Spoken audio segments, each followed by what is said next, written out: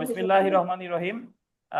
আজ হলো 3 জুলাই 2026। আমাদের বাংলাদেশ বার কাউন্সিল প্রিলিমিনারি ব্যাচের পঞ্চম ক্লাস এবং ফৌজদারি কার্যবিধির পঞ্চম ক্লাস, এবং আজ আমরা আলোচনা করব 61 ধারা থেকে। একটু শুনেন। আমরা গত ক্লাসে আলোচনা করেছিলাম যে পুলিশ বিনা পরোয়ানায় গ্রেফতার করতে পারে 54 ধারায় 11টা ক্ষেত্রে, 55 ধারায় 3টা ক্ষেত্রে, 57 ধারায় পারে, আর 151 ধারায় পারে। এই 4টা ধারায় বিনা পরোয়ানায় গ্রেফতার করতে পারে। আবার সাধারণ ব্যক্তি বিনা পরোয়ানায় গ্রেফতার করতে পারে 59 ধারায়। কত ধারায়? 59 ধারায়। অপরদিকে ম্যাজিস্ট্রেট বিনা পরোয়ানায় গ্রেফতার করতে পারে 64 আর 65। 64 আর 65। এখন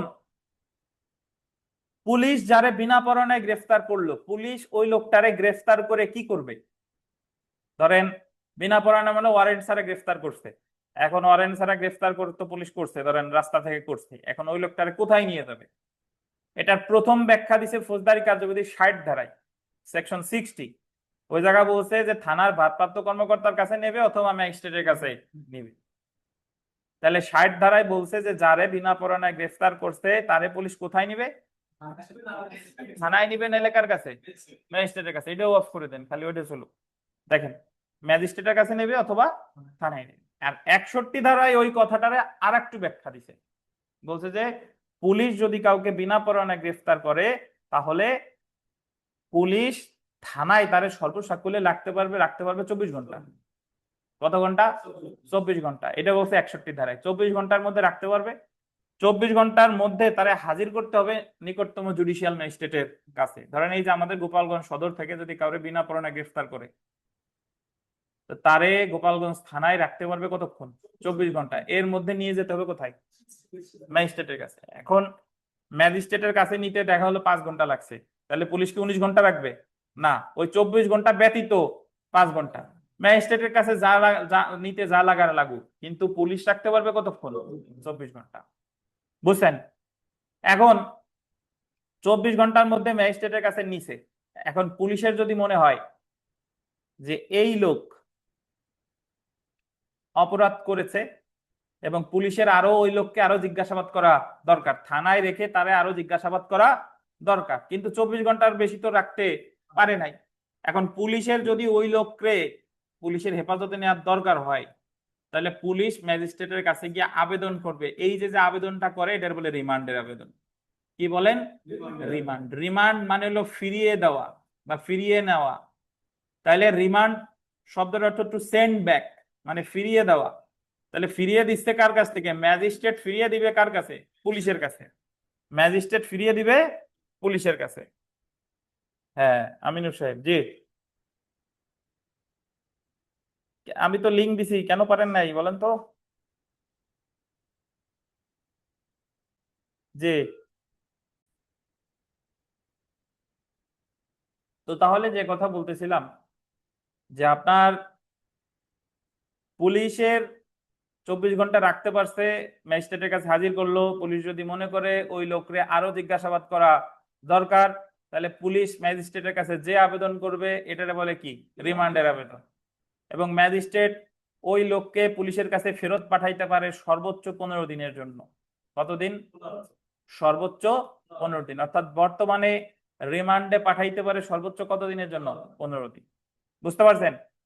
এবং রিমান্ডে পাঠাইতে কোনো ম্যাজিস্ট্রেট বাধ্য না, পাঠাতেও পারে না পারে। অর্থাৎ যখন 24 ঘন্টার মধ্যে ম্যাজিস্ট্রেটের কাছে হাজির করা হলো, ম্যাজিস্ট্রেটের হাতে বেশ কতগুলো অপশন আছে। উনি ইচ্ছা করলে ওই লোকের জামিনে মুক্তি দিতে পারে, উনি ইচ্ছা করলে তারা কারাগারে পাঠাই দিবে, অথবা উনি ইচ্ছা করলে তারা রিমান্ডে আবার পুলিশের কাছে ফেরত পাঠাবে। এটাই হচ্ছে আপনার রিমান্ড। তাহলে রিমান্ডে বর্তমানে সময় কতদিন? 15 দিন। এবং আমি আপনাদের আলাদা একটা কাগজ দিছিলাম আগের দিন, মনে আছে? ওই যে পড়াইছিলাম যে বিচারিক হেফাজত আর রিমান্ড, ওই যে অ্যামেন্ডমেন্টের একটা কাগজ। ওই জায়গা বলা আছে যে বর্তমানে 167 5 ধারায় দুইটা বিধান আছে। 167 2 ধারায়, সরি, দুইটা বিধান আছে, একটা পুলিশ রিমান্ড আর একটা হলো বিচারিক হেফাজত। মনে আছে? সর্বোচ্চ একটানা কত দিনের জন্য পাঠাইতে পারে?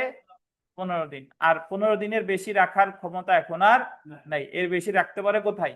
বিচারিক হেফাজতে। কোথায়? বিচারিক হেফাজতে। ওই কাগজে কি ছিল নাকি? দাঁড়ান আমি দেখে নি, ওয়েট। আচ্ছা আগে পড়ি, তারপরে লাগাই। দেখেন, তো যে কথা বলতেছিলাম যে পুলিশ যারা বিনা পরোয়ানায় গ্রেফতার করছে তারে 24 ঘন্টা রাখতে পারবে, 24 ঘন্টার মধ্যে নিকটস্থ ম্যাজিস্ট্রেটের কাছে হাজির করতে হবে, এই কথাই বলছে 61 ধারায়। এবং ওই পুলিশের যদি মনে হয় যে এই লোককে আরো বেশি সময় রাখা দরকার, তাহলে সেক্ষেত্রে যে আবেদন করবে এটারে বলে কি, রিমান্ডের আবেদন। এই রিমান্ডের আবেদন করবে 167(2) ধারায়। কত ধারায়? 167(2) ধারায়। এখন আমি আপনাদের একটা পেজ দিছি, এই পেজে 167 ধারাটা আছে। দেখেন, এখানে আমরা একটু পড়বো। পাইছেন? ধারা 167 পাইছেন না? পুলিশ হেফাজতে বা জুডিশিয়াল হেফাজতে অভিযুক্তকে আটক আদেশ। Code of criminal procedure second amendment ordinance 2025 দ্বারা আন্ডারলাইন করবেন 167 ধারার উপধারা 2। 167 উপধারা কত? 2 সংশোধন করে গ্রেফতারকৃত ব্যক্তিকে রিমান্ডে বা হেফাজতে আটক আদেশ সংক্রান্ত বিধানে পরিবর্তন করা হয়েছে। বিদ্যমান পুলিশ রিমান্ড বা পুলিশ হেফাজতের পাশাপাশি বিচারিক, আন্ডারলাইন করবেন, বিচারিক হেফাজতে মর্মে নতুন বিধান চালু করা হয়েছে। সো বর্তমানে শুধু পুলিশ রিমান্ডই নাই, জুডিশিয়াল কাস্টডি বা বিচারিক হেফাজতেরও বিধানও যোগ করা হয়েছে। সংশোধিত 167(2) ধারায় গোল দিবেন, 2 প্রকারের হেফাজতের বিধান উল্লেখ করা হয়েছে। কয় প্রকার হেফাজত? 2 প্রকার। একটা দেখেন পুলিশের হেফাজত, কাস্টডি অফ পুলিশ, বিচারিক হেফাজত, জুডিশিয়াল কাস্টডি। এই যে জুডিশিয়াল কাস্টডি, এটা এর আগে 2025-এর আগে ছিল না। এই জুডিশিয়াল কাস্টডির বিধানটা করা হয়েছে কত সালে? 2025 সালে। এবার দেখেন, পুলিশ হেফাজতে অভিযুক্তকে আটক আদেশ, কাস্টডি অফ পুলিশ। এই ধারার অধীন কোনো অভিযুক্তকে যে ম্যাজিস্ট্রেটের নিকট প্রেরণ করা হয়েছে বা অন্য কোনো পন্থায় হাজির করা হয়েছে, তিনি মামলাটি, আন্ডারলাইন করবেন, বিচার করার এখতিয়ার থাকুক বা না থাকুক। বিচার করার এখতিয়ার, আন্ডারলাইন করছেন, বিচার করার এখতিয়ার থাকুক বা না থাকুক, সময়ে সময়ে উক্ত গ্রেফতারকৃত ব্যক্তিকে পুলিশ হেফাজতে বা রিমান্ডে, আন্ডারলাইন করবেন, এককালীন সর্বোচ্চ 15 দিনের জন্য আটকের আদেশ দিতে পারেন। তাহলে এখানে কতগুলা প্রশ্ন আসে দেখেন, পরীক্ষায় প্রশ্ন আসবে যে রিমান্ড মঞ্জুরের ক্ষেত্রে ওই লোকের কি বিচারিক ক্ষমতা, বিচার করার এখতিয়ার থাকা লাগবে কিনা? থাকতেও পারে, নাও পারে। আর রিমান্ড একটানা মঞ্জুর করতে পারে কতদিন? একটানা 15 দিন। মামলাটি বিচারের বা বিচারের জন্য প্রেরণের এখতিয়ার না থাকলে এবং আরো আটক রাখা অপ্রয়োজনীয় মনে করলে তিনি অভিযুক্তকে এখতিয়ার সম্পন্ন একই ম্যাজিস্ট্রেটের নিকট প্রেরণ করবেন। তবে শর্ত থাকে যে, আন্ডারলাইন করবেন, তৃতীয় শ্রেণীর কোনো ম্যাজিস্ট্রেট এবং সরকার কর্তৃক এই বিষয়ে বিশেষভাবে ক্ষমতাপ্রাপ্ত নন এমন কোন দ্বিতীয় শ্রেণীর ম্যাজিস্ট্রেট পুলিশ হেফাজতে আটক রাখার অনুমতি দিবেন না। তার মানে একটা জিনিস খেয়াল করবেন, তৃতীয় শ্রেণীর ম্যাজিস্ট্রেট রিমান্ডের আদেশ দিতে পারবে, তারে বিশেষ ক্ষমতা দিলেও পারবে না। তৃতীয় শ্রেণীর ম্যাজিস্ট্রেট রিমান্ডে রাখার আদেশ দিতে কি পারবে? পারবে না। তারে যদি বিশেষ ক্ষমতা দেয় তবুও পারবে না, বুঝছেন? আর দ্বিতীয় শ্রেণীর ম্যাজিস্ট্রেট রিমান্ডে রাখার আদেশ দিতে পারে যদি তারে কি দেয়? বিশেষ ক্ষমতা দেয়। যদি তারে বিশেষ ক্ষমতা দেয়। তাহলে এইভাবে মনে রাখেন যে রিমান্ড মঞ্জুর করে 167 উপধারা কত? 2। রিমান্ড মঞ্জুর করতে হলে বিচারিক ক্ষমতা থাকা লাগবে না, থাকতেও পারে, নাও পারে। রিমান্ড সর্বোচ্চ মঞ্জুর করতে পারে কতদিন? একটানা কত? 15 দিন, এককালীন 15 দিন। আচ্ছা, এছাড়া তৃতীয় শ্রেণীর ম্যাজিস্ট্রেট রিমান্ড মঞ্জুর করতে পারে না, যদি তার বিশেষ ক্ষমতা দেয়, তাও পারে না। কিন্তু দ্বিতীয় শ্রেণীর ম্যাজিস্ট্রেট পারে, যদি তারে কি দেয়? বিশেষ ক্ষমতা দেয়, তাহলে তিনি পারে। জি, এবার আসেন, নতুন সংশোধনের মাধ্যমে পুলিশের হেফাজতে 15 দিনের অধিক মেয়াদের আটক আদেশ প্রদানে 15 দিনের অধিক আটক আদেশ প্রদানে ম্যাজিস্ট্রেটের ক্ষমতার উপর বিধিনিষেধ আরোপ করা হয়েছে এবং বিধান করা হয়েছে যে কোনো ম্যাজিস্ট্রেট কোনো নির্দিষ্ট মামলায় অভিযুক্ত ব্যক্তিকে, আন্ডারলাইন করেন, মোট 15 দিনের অধিক সময় ধরে পুলিশ হেফাজতে আটক রাখার অনুমতি দিবে না। তাহলে বর্তমানে পুলিশ হেফাজতে মানে রিমান্ডে আটক রাখতে পারে কতদিন? 15 দিন। এবং যেখানে আরো আটক রাখা প্রয়োজন বলে মনে করা হয়, ম্যাজিস্ট্রেট অভিযুক্তকে, আন্ডারলাইন করেন, ব্যক্তিগতভাবে বা, আন্ডারলাইন করেন, ইলেকট্রনিক ভিডিও লিঙ্কেজের মাধ্যমে হাজির করার পর বিচারিক হেফাজতে এই ধরনের আটক রাখার অনুমতি দিতে পারেন। তাহলে যদি 15 দিন রিমান্ডে থাকে, এবং যদি মনে হয় যে এর আরো আটক রাখা দরকার, উনি কি আবার রিমান্ড মঞ্জুর করতে পারবে?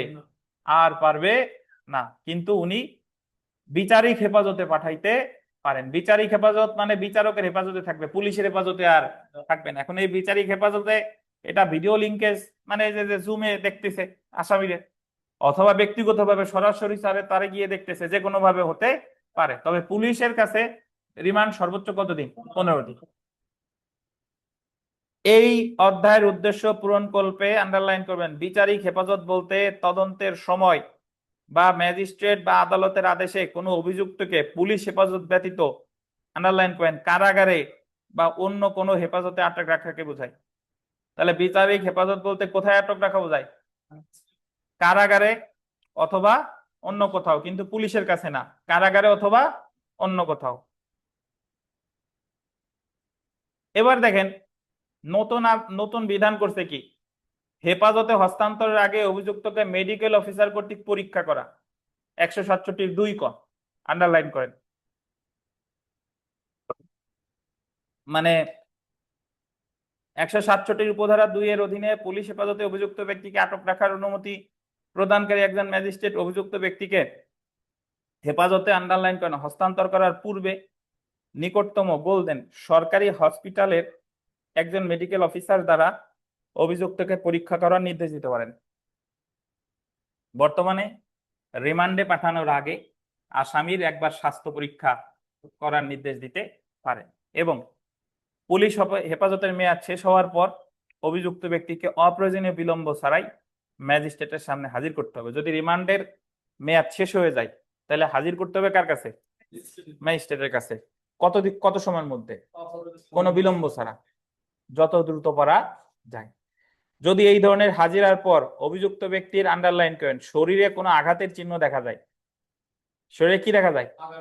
আঘাতের চিহ্ন, অথবা অভিযুক্ত অভিযোগ করে যে এই ধরনের হেফাজতে তাকে নির্যাতন করা হয়েছে, তাহলে ম্যাজিস্ট্রেট নিকটতম সরকারি হাসপাতালের একজন মেডিকেল অফিসার দ্বারা অভিযুক্ত ব্যক্তিকে পরীক্ষা করার নির্দেশ দিবেন। তাহলে আগে একবার পরীক্ষা করলো এবং আসার পরে আর একবার পরীক্ষা করলো, এবং যেখানে দেখেন, এবং যেখানে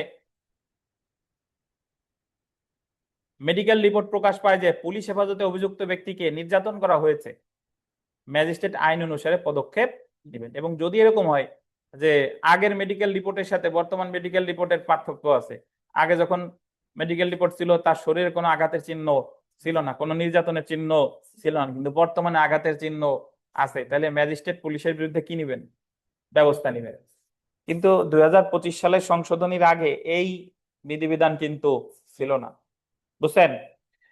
তো তাহলে যদি পরীক্ষায় প্রশ্ন আসে যে বর্তমানে রিমান্ডের আগে মেডিকেল পরীক্ষা করা কি বাধ্যতামূলক, বলেন তো? না, বাধ্যতামূলক না। তবে যদি যারে রিমান্ডে পাঠাচ্ছে বা ম্যাজিস্ট্রেট যদি মনে করে তার পরীক্ষা করানোর নির্দেশ দিতে পারে, যারা রিমান্ডে পাঠাচ্ছে সে আবেদন করতে পারে যে ওনার আমার মেডিকেল টেস্ট করাক, আমি আশঙ্কা করতেছি আমার নিয়ে কি করবে, নির্যাতন করবে। কিন্তু আগে এই মেডিকেল টেস্টের কোনো বিধানই ছিল না, কিন্তু এখন বিধান আছে। তো এই হলো আপনার 167(2), বুঝতে পারছেন? আচ্ছা, এখন আমরা একটু আইন পাঠে চলে যাই। তো যেহেতু আমরা 167(2) এই রিমান্ড এটা পড়ছি, তাহলে 61 ধারা আর 167(2) ধারার মধ্যে পার্থক্য কি এটা বুঝতে হবে। বিনা পরোয়ানায় গ্রেফতারের পরে পুলিশ ওই ব্যক্তিকে 24 ঘন্টার বেশি সময় রাখতে পারবে না, এর মধ্যে ম্যাজিস্ট্রেটের নিকট হাজির করতে হবে, এটা হলো 61 ধারা। আর যদি 24 ঘন্টার বেশি সময় রাখতে চাই তাহলে আবেদন করতে হবে ম্যাজিস্ট্রেটের কাছে ওই গ্রেফতারকৃত ব্যক্তিকে পুলিশের হেফাজতে ফেরত আনার জন্য, এটারই বলে রিমান্ড। এটা আছে 167(2). আর বর্তমানে শুধু পুলিশ রিমান্ডই নাই, পুলিশ রিমান্ডের সাথে সাথে আর কি আছে? জুডিশিয়াল কাস্টডি বা বিচারিক হেফাজত। যদি আপনাকে বলে বিচারিক হেফাজতে কতদিন রাখবে, 15 দিন বলছে, ওই জায়গা কোনো দিনক্ষণ নাই। রিমান্ড কতদিন? 15 দিন। কিন্তু বিচারিক হেফাজতের কোনো দিনক্ষণ আছে? নাই। বিচারিক হেফাজত কিভাবে হইতে পারে? ব্যক্তিগতভাবে অথবা ভিডিও লিঙ্কেজের মাধ্যমে। কি বলেন? ব্যক্তিগতভাবে অথবা ভিডিও লিঙ্কেজের মাধ্যমে। এই যে এবার একটু এই জায়গা একটু পড়ি, দেখেন the code of criminal procedure 1898 এর 61 ধারায় বলা হয়েছে গ্রেফতারকৃত ব্যক্তিকে বললেন 24 ঘন্টার বেশি সময় আটক রাখা যাবে না। পাইছেন? এটা কোন ধরনের গ্রেফতার? যারে বিনা পরোয়ানায় গ্রেফতার করছে। 61 ধারায় আরো বলা হয়েছে গ্রেফতারকৃত ব্যক্তিকে 167 ধারায় ম্যাজিস্ট্রেটের বিশেষ আদেশ ব্যতীত 24 ঘন্টার অধিক সময় আটক রাখা যাবে না বা রাখবে না। সুতরাং 24 ঘন্টার অধিক সময় আটক রাখতে হলে 167 ধারায় ম্যাজিস্ট্রেটের নিকট হতে বিশেষ আদেশ দ্বারা বিশেষ আদেশ অনুসারে আটক রাখতে হবে। কেউ 24 ঘন্টা হিসাব করার ক্ষেত্রে আন্ডারলাইন করেন, 24 ঘন্টা হিসাব করার ক্ষেত্রে গ্রেফতারের স্থান হতে ম্যাজিস্ট্রেটের আদালতে যাওয়ার সময় কি দিতে হবে? বাদ দিতে হবে। 24 ঘন্টা হিসাব করার ক্ষেত্রে গ্রেফতারের স্থান হতে ম্যাজিস্ট্রেটের আদালতে যাওয়ার যে সময় আছে এই সময়টা কি দিতে হবে? বাদ দিতে হবে। তাহলে এই বাদ দেওয়াটা বলতে বোঝাচ্ছে, ধরেন থানায় আছে, এখন ম্যাজিস্ট্রেটের কাছে নিতে লাগবে 5 ঘন্টা, থানা থেকে ম্যাজিস্ট্রেটের কাছে নিতে লাগবে 5 ঘন্টা, তাহলে পুলিশ কি 19 ঘন্টা রাখবে? পুলিশ কত ঘন্টা রাখবে? 24 ঘন্টায়। কিন্তু ওই জায়গা ম্যাজিস্ট্রেটের কাছে নিতে 5 ঘন্টা লাগুক, 10 ঘন্টা লাগুক, যা লাগার লাগুক, এটা ওই 24 ঘন্টার মধ্যে কাউন্ট হবে না। এবার চলে আসেন অভিযুক্তকে জুডিশিয়াল ম্যাজিস্ট্রেটের নিকট প্রেরণ। ভারপ্রাপ্ত কর্মকর্তা বা আন্ডারলাইন করবেন সাব ইন্সপেক্টর পদে নিম্ন পদস্থ না এমন তদন্তকারী কর্মকর্তা নির্ধারিত ডায়েরিতে লিখিত ঘটনার সম্পর্কিত তথ্যের নকল সহ গ্রেফতার এবং আটককৃত অভিযুক্তকে 167 ধারার অধীন গোল দেবেন 2টি কারণে থানার নিকটতম জুডিশিয়াল ম্যাজিস্ট্রেটের নিকট প্রেরণ করতে পারে। তাহলে এই যে 24 ঘন্টার মধ্যে, হ্যালো,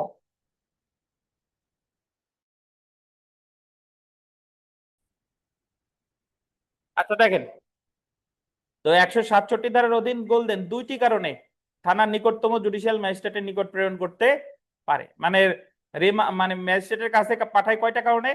2টা কারণে। পুলিশ আন্ডারলাইন করবেন 24 ঘন্টার মধ্যে তদন্ত শেষ না করতে পারলে, এবং অভিযুক্ত ব্যক্তির বিরুদ্ধে অভিযোগ এবং তথ্য সুপ্রতিষ্ঠিত বলে বিশ্বাসযোগ্য বলে। পুলিশ যদি 24 ঘন্টার মধ্যে তদন্ত শেষ করতে না পারে তাহলে ম্যাজিস্ট্রেটের কাছে পাঠাবে, এবং যদি মনে হয় ওই লোকের কাছে মনে হচ্ছে যে আসলেই এই অপরাধ, পুলিশের কাছে মনে হচ্ছে এই লোক আসলেই অপরাধ করছে এবং এর দ্বারা আরো তথ্য উদ্ঘাটিত হতে পারে, সেই ক্ষেত্রে ম্যাজিস্ট্রেটের কাছে পাঠাবে। এখন বাদ বাকি আমরা জানি ম্যাজিস্ট্রেট কর্তৃক আটক বা রিমান্ড মঞ্জুর, এটা ওই যে আমি যে আপনাদের পেজে মাত্র আমরা পড়ছি, এটা আমরা পড়ছি। রিমান্ডে মঞ্জুর করতে পারে সর্বোচ্চ কত? 15 দিন। বিচার করার এখতিয়ার থাকুক বা না থাকুক। তৃতীয় শ্রেণী ম্যাজিস্ট্রেট পারবে?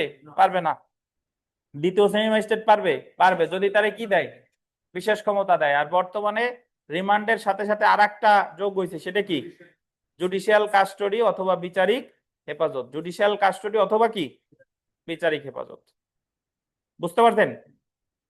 এবার এখানে একটা জিনিস একটু লেখেন, যে ধারা, আমি এই যে স্ক্রিনে লিখতেছি আপনি দেখতে পারেন, দেখেন ধারা 167(2) একটু লিখবেন আশেপাশে যে জায়গায়, ধারা 167(2) সমান তদন্ত তদন্ত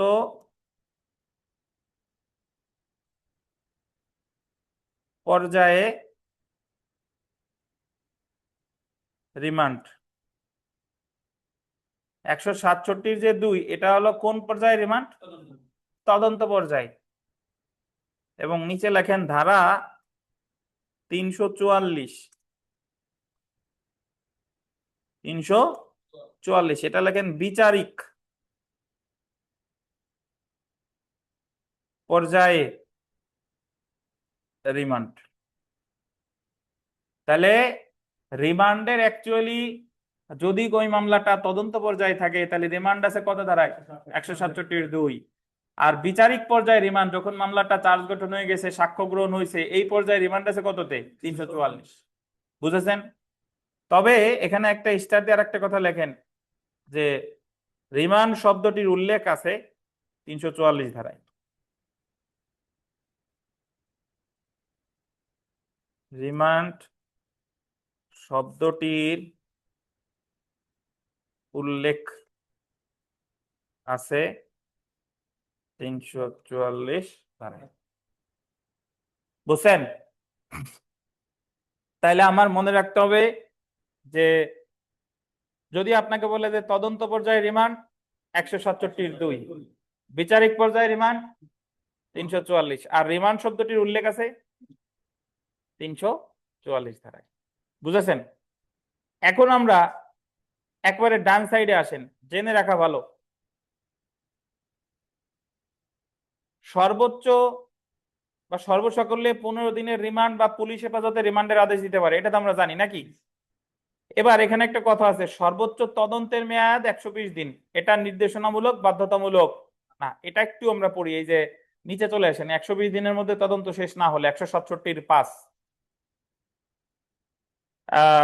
ফৌজদারি কার্যবিধির 167 ধারায় পুলিশের তদন্তের সর্বোচ্চ সময় 120 দিন উল্লেখ করা হয়েছে। এই সর্বোচ্চ সময় না, এখানে আমাদের একটা ভুল ব্যাখ্যা দেওয়া আছে, শুনেন।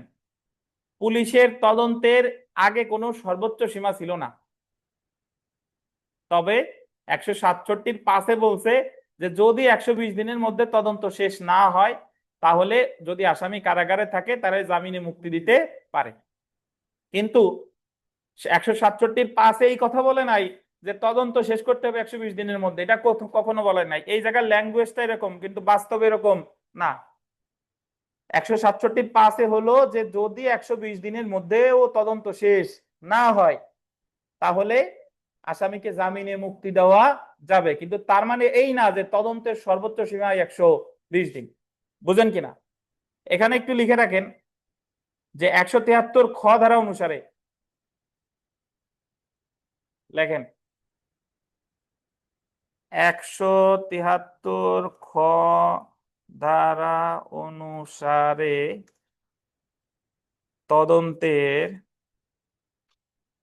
সর্বোচ্চ সময় হলো 60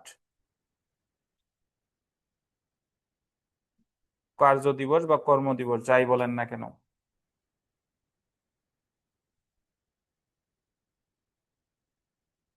এই 173 খ এই ধারাটা 2025-এর আগে ছিল না।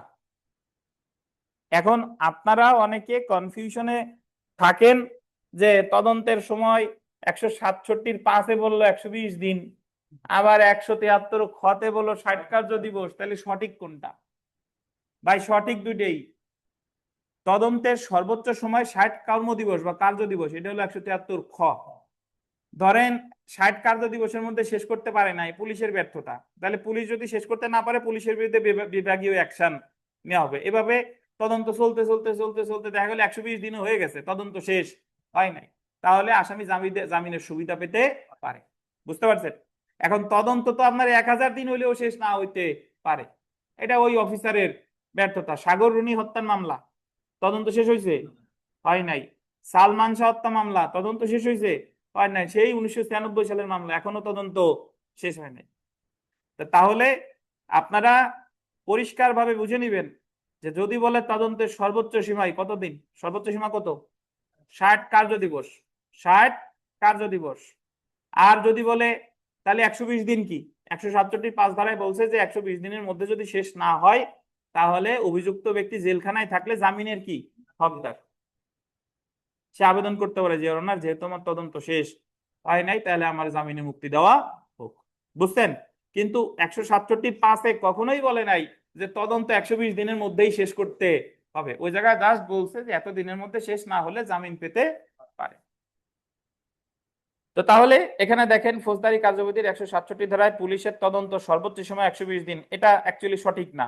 এখানে মনে করতে হবে যে 120 দিনের, যে যদি উক্ত 120 দিনের মধ্যে তদন্ত শেষ না হয় তাহলে 167(5) ধারায় 167(5) ধারায় যে ম্যাজিস্ট্রেট অপরাধটি আমলে নেয়ার এখতিয়ার সম্পন্ন বা যে ম্যাজিস্ট্রেট অপরাধটি তদন্ত করার নির্দেশ দিয়েছে সে আসামিকে জামিনে মুক্তি দিতে আদেশ দিতে পারে, যদি না অপরাধটির শাস্তি গোল্ডেন মৃত্যুদণ্ড, যাবজ্জীবন কারাদণ্ড বা 10 বছরের অধিক কারাবাস হয়। মানে মামলাটা যদি ম্যাজিস্ট্রেটের কাছে থাকে এবং 120 দিনের মধ্যে যদি তদন্ত শেষ না হয় এবং আসামি যদি কারাগারে থাকে, তো তাহলে ওই আসামিরা জামিন দিতে পারে, তবে ওই মামলাটা যদি মৃত্যুদণ্ডযোগ্য, যাবজ্জীবন কারাদণ্ডযোগ্য বা 10 বছরের অধিক কারাদণ্ডযোগ্য অপরাধ হয়, তাহলে ম্যাজিস্ট্রেট জামিন দিতে পারে না। ম্যাজিস্ট্রেট জামিন দিতে পারবে 10 বছরের কম কারাদণ্ডযোগ্য অপরাধ। বুঝতে পারছেন?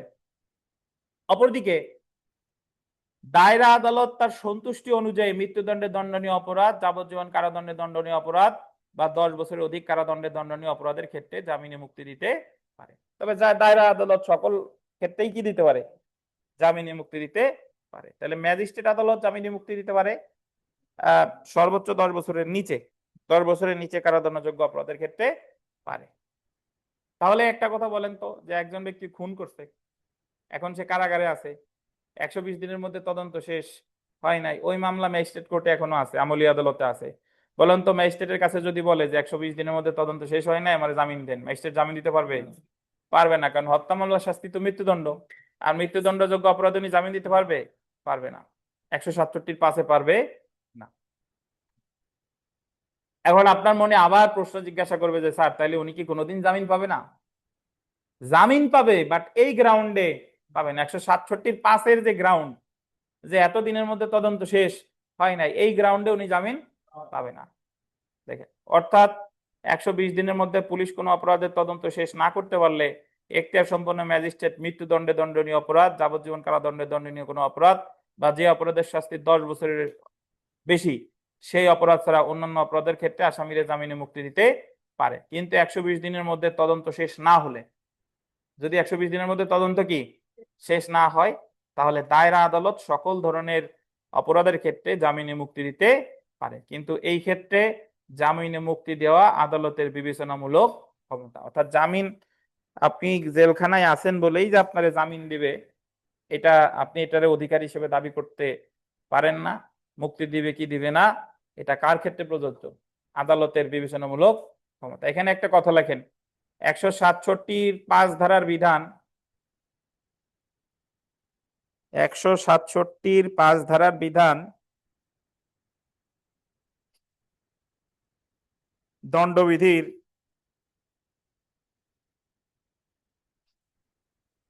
ধারা 400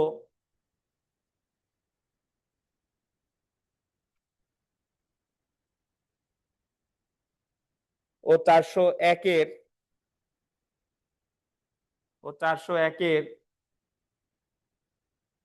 অপরাধের ক্ষেত্রে প্রযোজ্য নয়।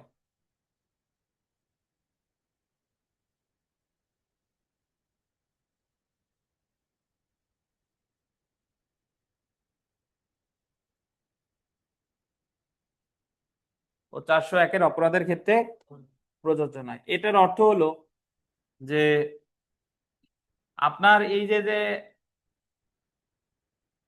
জামিন যে দিবে না, মানে জামিন যে দিবে 167(5)-এ, এইটা সকল অপরাধের ক্ষেত্রে প্রযোজ্য হলেও দুইটা অপরাধের ক্ষেত্রে প্রযোজ্য না।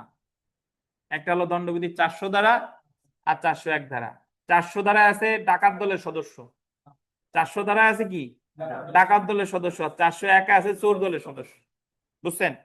অর্থাৎ ডাকাত দলের সদস্য, চোর দলের সদস্য, এরা যদি 120 দিনের মধ্যে তদন্ত শেষ হয় না, ওরা কারাগারে আছে, ওরা 167(5)-এ জামিন পাওয়ার হকদার না।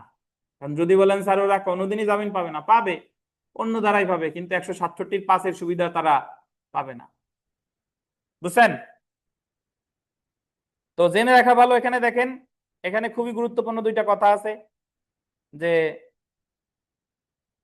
প্রথম শ্রেণীর ম্যাজিস্ট্রেট বা মেট্রোপলিটন ম্যাজিস্ট্রেট 167 ধারার রিমান্ডের আদেশ কারণ সহ প্রেরণ করবে যথাক্রমে চিফ জুডিশিয়াল ম্যাজিস্ট্রেট বা চিফ মেট্রোপলিটন ম্যাজিস্ট্রেটের নিকট। একটু শুনেন, যদি রিমান্ড মঞ্জুর করে প্রথম শ্রেণীর ম্যাজিস্ট্রেট, তাহলে প্রথম শ্রেণীর ম্যাজিস্ট্রেট এই খবরটা জানাবে উনার বসকে, চিফ জুডিশিয়াল ম্যাজিস্ট্রেট। কালে জানাবে? Chief judicial magistrate. যদি রিমান্ড মঞ্জুর করে মেট্রোপলিটন ম্যাজিস্ট্রেট, তাহলে এটা জানাবে উনার বসকে, চিফ মেট্রোপলিটন ম্যাজিস্ট্রেট। বুঝছেন? ধারা মনে রাখার দরকার নাই। প্রথম শ্রেণী ম্যাজিস্ট্রেট জামিন দিলে জানাবে কারে, রিমান্ড দিলে জানাবে কারে? Chief judicial. আর মেট্রোপলিটন ম্যাজিস্ট্রেট রিমান্ড দিলে জানাবে কারে? Chief metropolitan magistrate. অপরদিকে দেখেন, এবং চিফ জুডিশিয়াল ম্যাজিস্ট্রেট বা চিফ মেট্রোপলিটন ম্যাজিস্ট্রেট 167 ধারা রিমান্ডের আদেশ কারণ সহ প্রেরণ করবে দায়রা আদালত বা মহানগর দায়রা আদালতের নিকট। যদি রিমান্ডের আদেশটা স্বয়ং চিফ স্যার দেয় তাহলে এটা জানাবে চিফ স্যারের হেডকে, দায়রা জজ। আর যদি মেট্রোপলিটন চিফ মেট্রোপলিটন ম্যাজিস্ট্রেট দেয় তাহলে জানাবে কারে, মহানগর দায়রা আদালত। বুঝছেন? তাহলে পরীক্ষায় প্রশ্ন আসবে যে প্রথম শ্রেণীর ম্যাজিস্ট্রেট রিমান্ডের আদেশ দিলে কাকে জানাবে? Chief judicial magistrate. Metropolitan magistrate রিমান্ডের আদেশ দিলে কাকে জানাবে? Chief metropolitan magistrate. Chief judicial magistrate রিমান্ডের আদেশ দিলে কারে জানাবে? দায়রা আদালত। চিফ মেট্রোপলিটন ম্যাজিস্ট্রেট রিমান্ডের আদেশ দিলে কারে জানাবে? মহানগর দায়রা আদালত। মনে থাকবে? জি। তো এই হলো আমাদের মোটামুটি 167 ধারা এবং 61 ধারা। তাহলে যদি আপনাদের বর্তমানে পরীক্ষায় প্রশ্ন আসে যে তদন্তের সর্বোচ্চ সীমা কত, সময় কত, 120 দিন না 60 কার্য দিবস? 60 কার্য দিবস, কিন্তু 120 দিন না। তাহলে 120 দিনেরটা কি? 167-5 ধারায় যদি 120 দিনের মধ্যেও তদন্ত শেষ না হয় তাহলে আসামি জামিন পাবার হকদার। বুঝেছেন? কিন্তু যদি আপনাকে বলে যে তদন্তের সর্বোচ্চ সীমা কত, তাহলে 60 কার্য দিবস, 173 কত খ। এখন অনেকে দিন আর কার্য দিবসের পার্থক্য বুঝেন না। দিন বলতে শুক্র শনি সব দিন বোঝায়, আর কার্য দিবস বলতে অফিস খোলা যেদিন সেই দিন। বুঝতে পারছেন? তাহলে দিন বলতে আজকের দিন কি কাউন্ট হবে? হবে। কার্য দিবস বললে হবে না। আজকে শুক্রবার, আজকের দিন বললে কাউন্ট হবে, কিন্তু আজকে কার্য দিবস না। আমরা বিগত বছর প্রশ্ন দেখি, দেখেন এখানে প্রশ্ন সব পারবেন ইনশাল্লাহ। তদন্তকালে ম্যাজিস্ট্রেট কোনো আসামিকে পুলিশ হেফাজতে রাখার জন্য তদন্তকারী পুলিশ কর্মকর্তাকে ক্ষমতা দিতে পারে অনধিক কতদিন? অনধিক 15 দিন। আর বাদ বাকি যা আছে পড়ে ফেলবেন। বিশেষ করে সেলফ প্র্যাকটিসের 6 নাম্বার প্রশ্ন দেখেন, 5-6। 5 নাম্বার যদি দেখি, পুলিশ হেফাজতে অভিযুক্ত ব্যক্তিকে আটক রিমান্ড সম্পর্কিত the code of criminal procedure কোন ধারার বিধান? 167। কয়টি কারণে পুলিশ আটককৃত ব্যক্তিকে নিকটতম জুডিশিয়াল ম্যাজিস্ট্রেটের নিকট হাজির করবে? 2টি। ওই যে 24 ঘন্টার মধ্যে তদন্ত শেষ না হলে আর সে অপরাধ করেছে এটা সুপ্রতিষ্ঠিত হলে। 7 নাম্বার ইম্পর্টেন্ট। 9,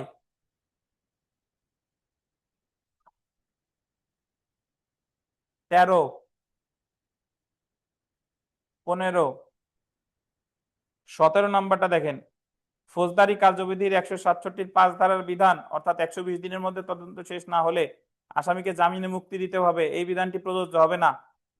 দণ্ডবিধি 400 আর 401 ধারার ক্ষেত্রে। 400 ধারায় কি আছে? ডাকাত দলের সদস্য।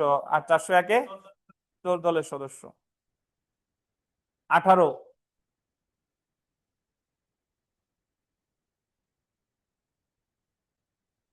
24 নম্বর ভিভিআই দেখেন।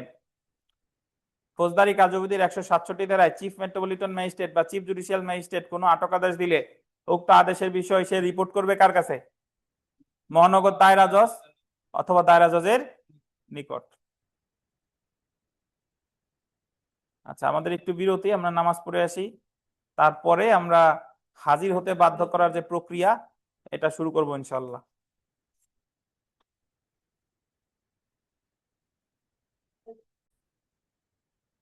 আচ্ছা, আমরা হাজির হতে বাধ্য করার প্রক্রিয়া, একটা মামলায় হাজির হতে বাধ্য করার কি কি প্রক্রিয়া আছে দেখেন। প্রথমে লাগছে সমন দ্বারা 68 থেকে কত 74 পাইছেন। তারপরে লাগছে হুলিয়া ও ক্রোক আদেশ দ্বারা 87 থেকে কত 89। আর অভিযুক্তকে গ্রেফতার করে, গ্রেফতার, এই গ্রেফতার একেবারে নিচে আসেন, গ্রেফতারি পরোয়ানা সহ গ্রেফতার আছে 85 থেকে 75 থেকে কত 86। আর গ্রেফতারি পরোয়ানা ছাড়া হলো 54, 55, 57, 59, 64, 65 বা 151। ঠিক আছে? তাহলে কোনো ব্যক্তিকে হাজির করার জন্য কি কি প্রক্রিয়া আছে? সমন দ্বারা, হুলিয়া বা ক্রোক দ্বারা, আর হলো ওয়ারেন্ট দ্বারা। কখনো ওয়ারেন্ট দ্বারা, কখনো ওয়ারেন্ট সহ, বা কখনো ওয়ারেন্ট ছাড়া।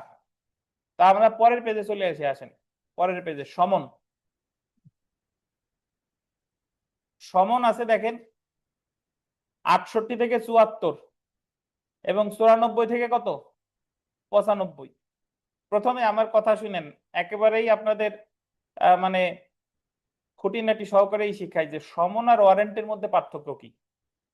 ভাই যদি কাউকে সমন দেয়, তাহলে ধরেন একটা মামলায় সমন জারি হয়েছে বেল্লাল বরাবর, তাহলে বেল্লাল ওই সমনের কপি পাওয়ার পর বেল্লালকে একটা নির্দিষ্ট তারিখে ওনার নিজের যোগ্যতায় গিয়ে হাজির হইতে হবে, এটা হলো সমন। আর ওয়ারেন্ট দিলে পুলিশ গিয়ে বেল্লালে গ্রেফতার করে ওই জায়গায় হাজির করবে, বেল্লালের আর টাকা পয়সা খরচ হলো না। আর সমনের ক্ষেত্রে ওনার টাকা পয়সা ভাড়া দিয়ে কোর্টে যাওয়া লাগবে, আর ওয়ারেন্টের ক্ষেত্রে ভাড়া টাড়া দিবে কে? পুলিশ। বুঝতে পারছেন? তাহলে সমনের ক্ষেত্রে কি তারে গ্রেফতার করে নিয়ে যাবে নাকি নিজের ইচ্ছা হাজির হইতে হবে?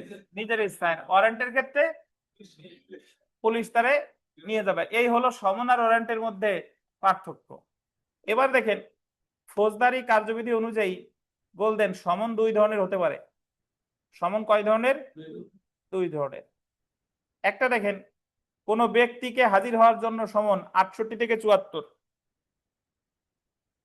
কোন কি ব্যক্তিকে, কোন ব্যক্তি মানে হলো মানুষ, কোন ব্যক্তিকে হাজির হওয়ার জন্য সমন 68 থেকে 74। কোন দলিল বা অন্যান্য জিনিস হাজির করার জন্য সমন 94 আর কত? 95। 94 আর 95। এখন এই 68 থেকে 74 এই জায়গায় কোন ধারা আপনার মনে রাখার দরকার নাই, জাস্ট ভেতরের বিষয়গুলো আমরা মনে রাখবো। কোন ধারায় কি আছে দরকার নাই। দেখেন, আদালত যে ব্যক্তিকে আদালতে হাজির করতে চায় তার বরাবর সমন ইস্যু করবে। আদালত সমন প্রদান করে।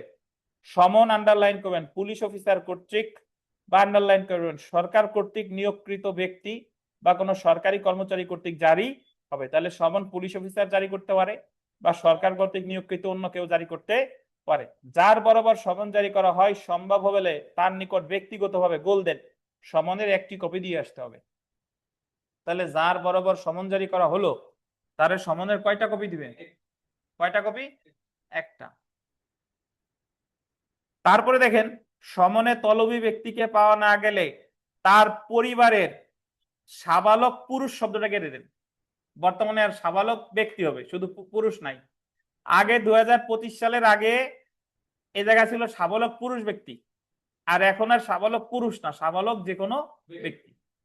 সাবালক ব্যক্তির নিকট সমনের একটি কপি দিয়ে আসতে হবে। ধরেন মামলা হয়েছে বেল্লালের বিরুদ্ধে, এখন বেল্লাল বাসায় নাই, বেল্লালের ওয়াইফ আছে।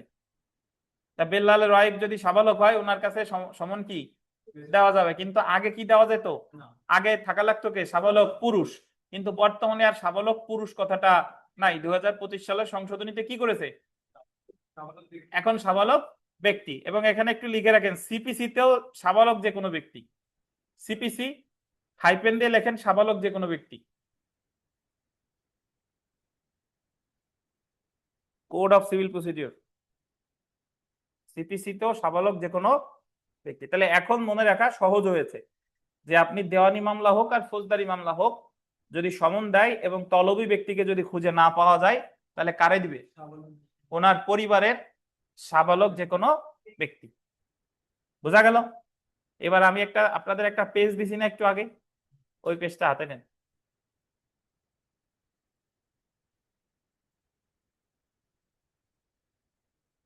পাইছেন? এ জায়গা প্রথমে দেখেন ধারা 69। ধারা কত? 69। এটা দেখেন। আচ্ছা, এই পেজটা যারা নতুন জয়েন করছে, এই পেজটা আমাদের গ্রুপে আছে, গ্রুপ থেকে ডাউনলোড করে নিয়ে প্রিন্ট করে বইয়ের সাথে লাগাইতে হবে আপনাদের।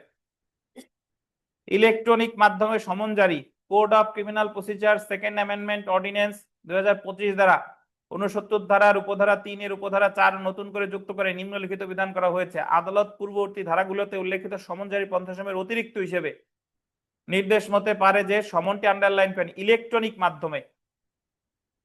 কি মাধ্যমে? এবং অতিরিক্ত হিসেবে এটা গোল দেন।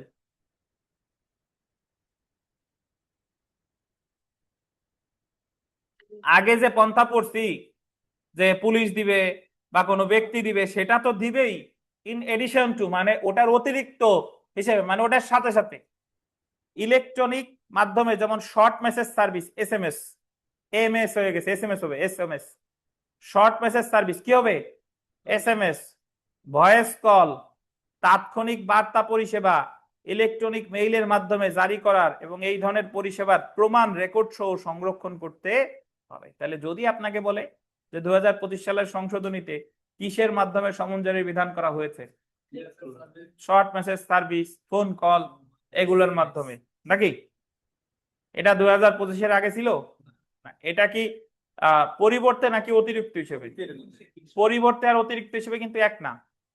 পরিবর্তে মানে হলো হয় এটা নইলে এটা, আর অতিরিক্ত হিসেবে ওটাও এটাও। বুঝছেন? তাহলে আপনার ধারা মনে রাখার দরকার নাই, জাস্ট মনে রাখেন বর্তমানে SMS, তারপরে ভয়েস কল, এগুলোর মাধ্যমেও সমন জারি করা যাবে। তারপর ধারা এখানে 70 ধারাটা দেখেন। ধারা 70, পরিবারের সাবালক যে কোনো ব্যক্তির নিকট সমন কপি প্রদান। 70 ধারা সংশোধন করে পুরুষ শব্দটি বাতিল করা হয়েছে। ফলশ্রুতিতে সমনে তলবী ব্যক্তিকে পাওয়া না গেলে তার পরিবারের সাবালক ব্যক্তির নিকট সমনের একটি কপি দিতে হবে। তাহলে বর্তমানে সাবালক পুরুষ কথাটা বাদ দেওয়া হয়েছে, সাবালক যে কোনো ব্যক্তি, এবং দেওয়ানি মামলায়ও কি তাই। এখন আমরা চলে আসি আইন পাঠে। ধারা 72 দেখেন, প্রজাতন্ত্রের কর্মচারীর উপর সমন জারি। প্রজাতন্ত্রের কর্মচারী মানে হলো সরকারি কর্মচারী। প্রজাতন্ত্রের কর্মচারীর উপর সমন জারির ক্ষেত্রে সে যে অফিসে চাকরি করে বলতেন তার প্রধান কর্মকর্তা বরাবর সমন জারি করতে হবে। কার বরাবর? প্রধান কর্মকর্তা। সরকারি চাকরিজীবীর বিরুদ্ধে যদি মামলা হয় এবং তারা যদি সমন দেয়, তাহলে সে যে অফিসে চাকরি করে তার প্রধান কর্মকর্তা বরাবর সমন যাবে। ধরেন আমাদের কোনো ব্যক্তি যদি চিফ জুডিশিয়াল ম্যাজিস্ট্রেট ভবনে চাকরি করে, তাহলে তার বিরুদ্ধে মামলা হলে সমন পাবে কে? Chief judicial magistrate. তারপরে দেখেন ধারা 73, স্থানীয় সীমার বাইরে সমন জারি। কোথায়? স্থানীয় সীমার বাইরে। ধরেন মামলা হয়েছে গোপালগঞ্জ, আসামি বাস করে কক্সবাজার, এখন সমনটা কিভাবে যাবে? আদালত তার স্থানীয় সীমার বাইরে সমন জারি করতে চাইলে যে ব্যক্তি বরাবর সমন জারি করা হবে সেই ব্যক্তি গোল দিবেন যে ম্যাজিস্ট্রেটের এখতিয়ারাধীন। পাইছেন? সেই ব্যক্তি যে ম্যাজিস্ট্রেটের এখতিয়ারাধীন তার নিকট সমন প্রেরণ করবে এবং সে উক্ত সমন জারি করবে। অর্থাৎ কক্সবাজারে গোপালগঞ্জের সমন কি ডাকযোগে কক্সবাজারে ওই লোকের কাছে পাঠাই দিবে না, ওই লোক যে ম্যাজিস্ট্রেটের এখতিয়ারাধীন তার কাছে পাঠাবে, সেই ম্যাজিস্ট্রেট তার উপর সমন জারি করবে। বুঝছেন? তাহলে এখতিয়ারের বাইরে সমন জারি কি সরাসরি ডাকযোগে পাঠাই দিবে না, ও যে ম্যাজিস্ট্রেটের অধীন তার বরাবর জারি করবে এবং সে পরবর্তীতে ওই সমন জারি করার বিধান করবে আর কি। তাহলে সরকারি কর্মকর্তা হলে সমন দিবে কার কাছে? প্রধান কর্মকর্তা। আর সীমানার বাইরে হলে ম্যাজিস্ট্রেটের এখতিয়ারাধীন তার কাছে। ঠিক আছে, এ জায়গায় কোনো ধারা আপনার মনে রাখার দরকার নেই। আর তলবী ব্যক্তিরে পাওয়া না গেলে কার কাছে দিবে?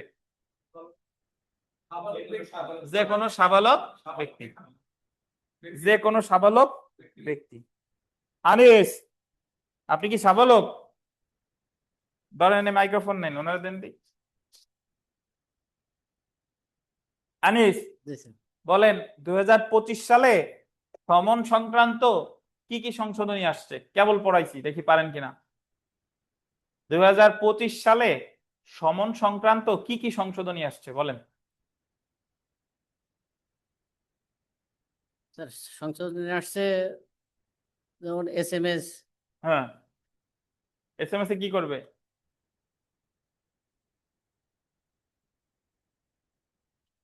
বলেন, ভুল হোক সঠিক হোক বলতে হবে, বলেন। SMS হচ্ছে তো, SMS এর মাধ্যমে সমন জারি নাকি?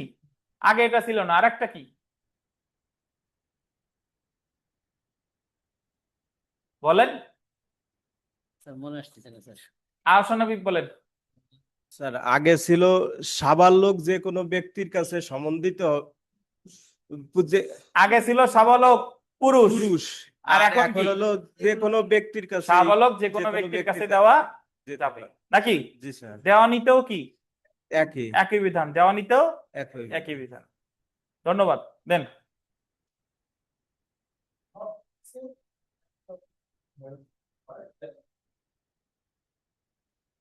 আচ্ছা, এখন দেখেন কোন দলিল হাজির করার জন্য সমন।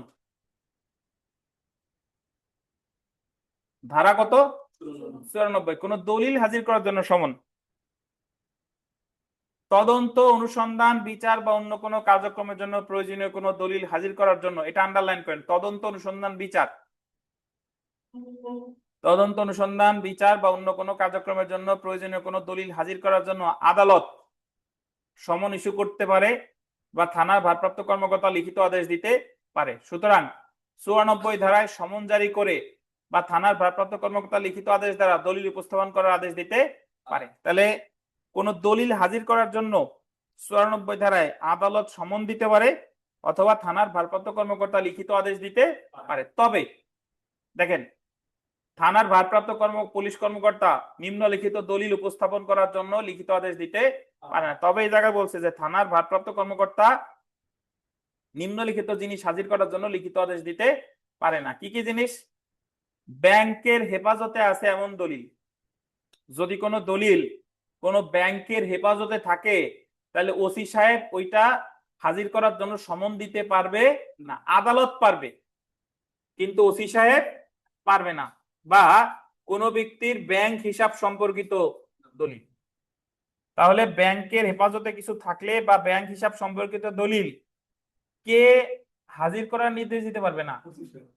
থানার ভারপ্রাপ্ত কর্মকর্তা। আদালত পারবে? পারবে, আদালত পারবে।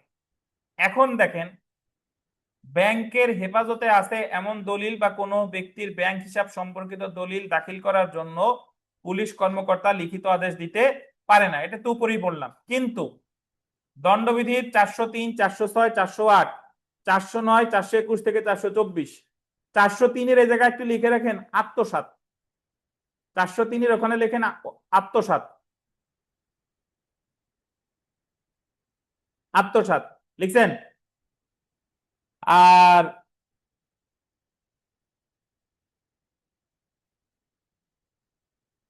লিখছেন আত্মসাৎ। আর এই 406 থেকে 409 এইগুলা গোল দিয়ে উপরে লিখে রাখেন অপরাধজনক বিশ্বাসভঙ্গ।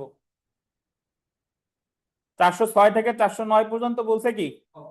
অপরাধজনক বিশ্বাস ভঙ্গ। 406 থেকে 409 অপরাধজনক বিশ্বাস ভঙ্গ।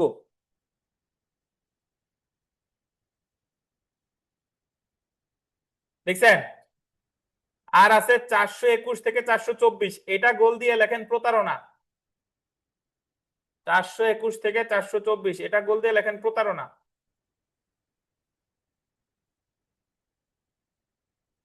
424 এটা গোল দিয়ে কি লিখবেন? প্রতারণা। এবং 465 থেকে 477 ক না, এটা লেখেন জালিয়াতি। 465 থেকে 477 ক, 465 থেকে 477 ক, এটা কি লিখবেন?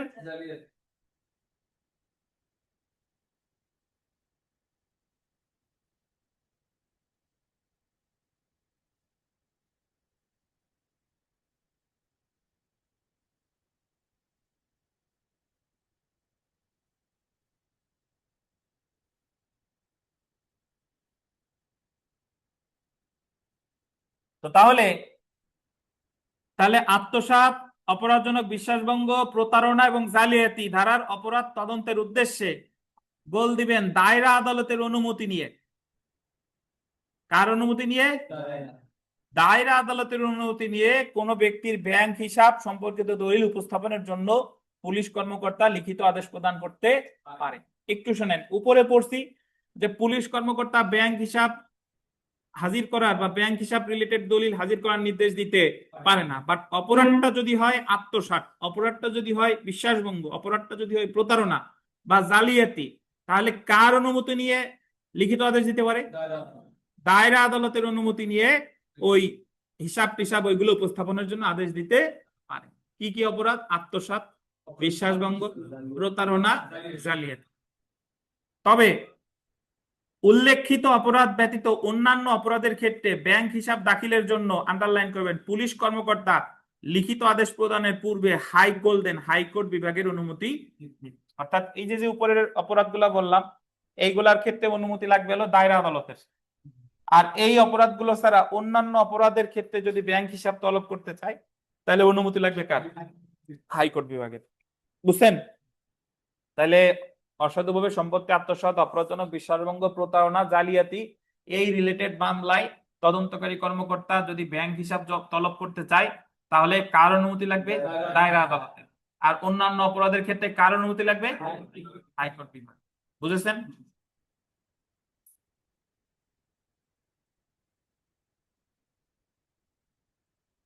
এবার তারপরে দেখেন চিঠি বা টেলিগ্রাফ সম্পর্কিত পদ্ধতি, procedure as to letters and telegrams, ধারা কত? 95। ডাক বা তার বার্তা কর্তৃপক্ষকে কোনো নথি, চিঠি বা কোনো বিষয় উপস্থাপন করার জন্য নির্দেশ দিতে পারে। আন্ডারলাইন করবেন, জেলা magistrate, chief judicial magistrate, chief metropolitan magistrate, high court বিভাগ বা জেলা জজ আদালত। তাহলে ডাক বা তার বার্তা এনাদেরকে কোনো বিষয় উপস্থাপন করার জন্য নির্দেশ দিতে পারে কে? জেলা magistrate, chief judicial magistrate, chief metropolitan magistrate, high court বিভাগ আর কে? জেলা জজ আদালত। বুঝেছেন? কত ধারায়? 95 ধারায়। তো তাহলে আমরা যদি সেলফ প্র্যাকটিস দেখি, দেখেন সেলফ প্র্যাকটিসের 1 নম্বর প্রশ্ন দেখেন, কোন ব্যক্তিকে আদালতে হাজির করার জন্য আদালত নিম্নলিখিত কোন পন্থা অবলম্বন করতে পারে? প্রোক ও হুলিয়া, সমন, জাতীয় পত্রিকায় বিজ্ঞপ্তি, সবগুলো? কোনটা? সবগুলা। তারপরে যদি দেখেন এটা 2 নাম্বার বিবিআই, কোন ব্যক্তিকে হাজির হওয়ার জন্য সমন দিতে পারে বা ইস্যু করতে পারে কে? বিচারিক আদালত। কে বলেন? বিচারিক আদালত। তারপরে 6 নাম্বারটা ঠিক করে নেন, সমনে তলবী ব্যক্তিকে পাওয়া না গেলে তার পরিবারের কোন ধরনের ব্যক্তি বরাবর একটি কপি দিতে হবে? আগে উত্তর ছিল খ, বাট বর্তমানে হবে ক, সাবালক যে কোনো ব্যক্তি বরাবর, নাকি? 7 নাম্বার প্রশ্ন, বেলাল 7 নাম্বার প্রশ্ন পড়েন। ধরেন, এই লাইট অন করে দেন তো এই জায়গায়।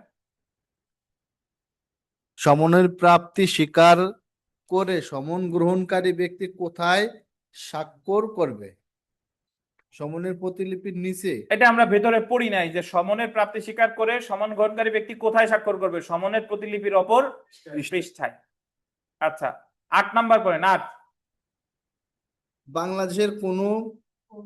বাংলাদেশের কোন সমিতিবদ্ধ কোম্পানি অথবা কর্পোরেশনের কোন অফিসারের নিকট সমন জারি করতে হবে? কোন কর্পোরেশন বা সমিতিবদ্ধ কোনো যদি হয় অফিস বা কোম্পানি, তাহলে সমন জারি করতে হবে প্রতিষ্ঠান বা কর্পোরেশন প্রধান অফিসার বরাবর, সচিব বরাবর, আঞ্চলিক ব্যবস্থাপক বরাবর, উপরের কি সবগুলা। 9 নাম্বার পড়েন, আয়সারা দেন, আয়সা পড়ুক দেন। প্রজাতন্ত্রের কর্মচারী উপর সমন জারির ক্ষেত্রে সমন জারি করতে হবে সে যে অফিসে চাকরি করে তার প্রধান কর্মকর্তা বরাবর। কয়টি সমন? 2টা। জি স্যার, দুইটা 2টা দিতে হবে, উনি একটা রাখবে আর যার বরাবর সমন হয়েছে সে একটা রাখবে। রাখবে। বুঝতে পারছেন? তারপরে 10, 11 এগুলো ইম্পর্টেন্ট, পড়ে ফেলবেন। 14, 15 এই 2টা প্রশ্ন খুবই গুরুত্বপূর্ণ, এই 2টা পড়েন। এই 2টা দেখি, পড়েন পড়েন, আয়সা পড়েন, 14 পড়েন। দ্বন্দ্ববিধির 403, 406 বা 408 ধারার অপরাধ তদন্তের উদ্দেশ্যে কোনো ব্যক্তির ব্যাংক হিসাব সম্পর্কিত দলিল উপস্থাপনার জন্য পুলিশ কর্মকর্তার নিকট লিখিত আদেশ প্রদানের পূর্বে কার অনুমতি নিবে? দেখেন 403, 406, 408 বিশ্বাসভঙ্গ, জি এগুলোর ক্ষেত্রে অনুমতি লাগবে কার? দায়রা আদালতে, দায়রা আদালতের। নাকি? জি। আচ্ছা, 15 পড়েন। দ্বন্দ্ববিধির 403, 406, 408 বা 409 এবং 421 থেকে 424 এবং 465 থেকে 477 ক ধারার অপরাধ ব্যতীত অন্যান্য অপরাধ তদন্ত করার ক্ষেত্রে কোন ব্যক্তিকে ব্যাংক হিসাব দাখিলের জন্য পুলিশ কর্মকর্তা লিখিত আদেশ প্রদানের পূর্বে অনুমতি নিবে? কার? হাইকোর্ট বিভাগের। কার নিবে? হাইকোর্ট বিভাগের। ওই অপরাধগুলোর ক্ষেত্রে দায়রা আদালতের, আর ওইগুলো ছাড়া অন্যান্য ক্ষেত্রে কার? হাইকোর্ট বিভাগ। হাইকোর্ট বিভাগের।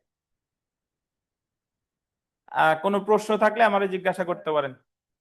এই যে যে সমন বা যতটুকু পড়ছি, অনলাইন অফলাইন যারা আছেন, কোনো প্রশ্ন যদি থাকে আমাকে জিজ্ঞাসা করতে পারেন, আর না হলে আমরা সামনে আগাবো।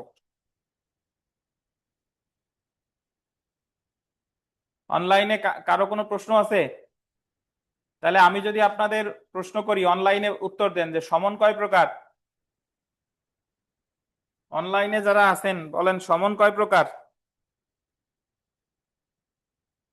বলে না। এই অনলাইনবাসী উত্তর দেন, সমন কয় প্রকার?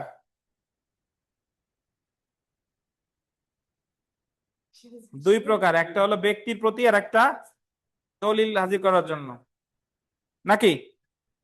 আচ্ছা, এখন এই ব্যক্তির প্রতি যে সমন, এটা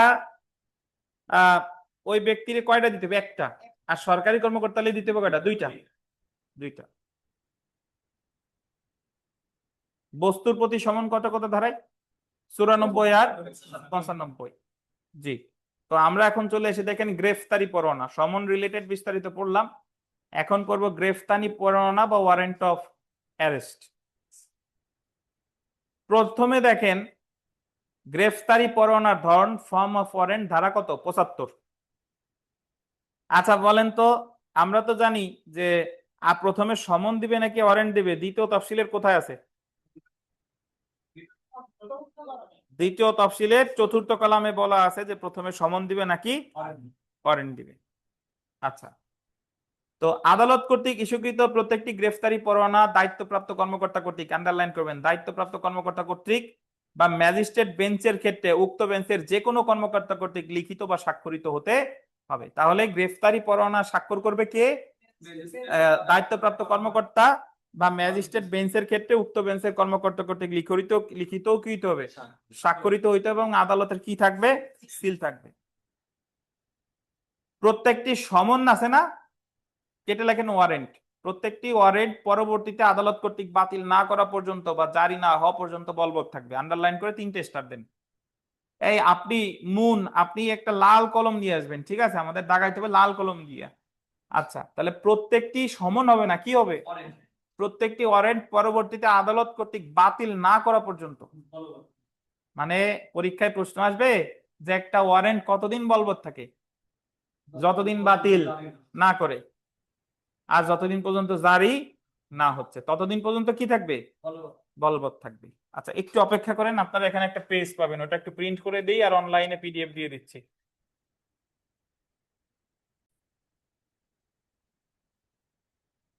তো এখানে ধারা 75 দেখেন, প্রতিটি গ্রেফতারি পরোয়ানা লিখিত বা আদালতের প্রিজাইডিং অফিসার বা ম্যাজিস্ট্রেট কর্তৃক স্বাক্ষরিত, আদালতে সিলমোহর যুক্ত হবে। এটা আন্ডারলাইন করবেন। প্রত্যেকটি পরোয়ানা উহা প্রদানকারী আদালত বাতিল না করা পর্যন্ত, উহা প্রদানকারী আদালত বাতিল না করা পর্যন্ত বা উহা কার্যকর না হওয়া পর্যন্ত বলবৎ থাকবে। তাহলে পরীক্ষায় যে প্রশ্নটা আসবে যে ওয়ারেন্ট বাতিল করতে পারে কে? হাইকোর্ট বিভাগ, দায়রা জজ, ম্যাজিস্ট্রেট, কে? যে আদালত ওয়ারেন্ট দিছিল সেই বাতিল করতে পারে, সে ছাড়া দুনিয়ার আর কেউ বাতিল করতে পারবে না। মনে রাখবেন, ওয়ারেন্ট বাতিল করতে পারে কে? যে আদালত ওয়ারেন্ট দিছিল সে আদালত। এটা ছাড়া হাইকোর্ট কেন, সুপ্রিম কোর্টও, আপিল বিভাগও বাতিল করতে পারবে না। বুঝেছেন? তারপরে দেখেন ধারা 76।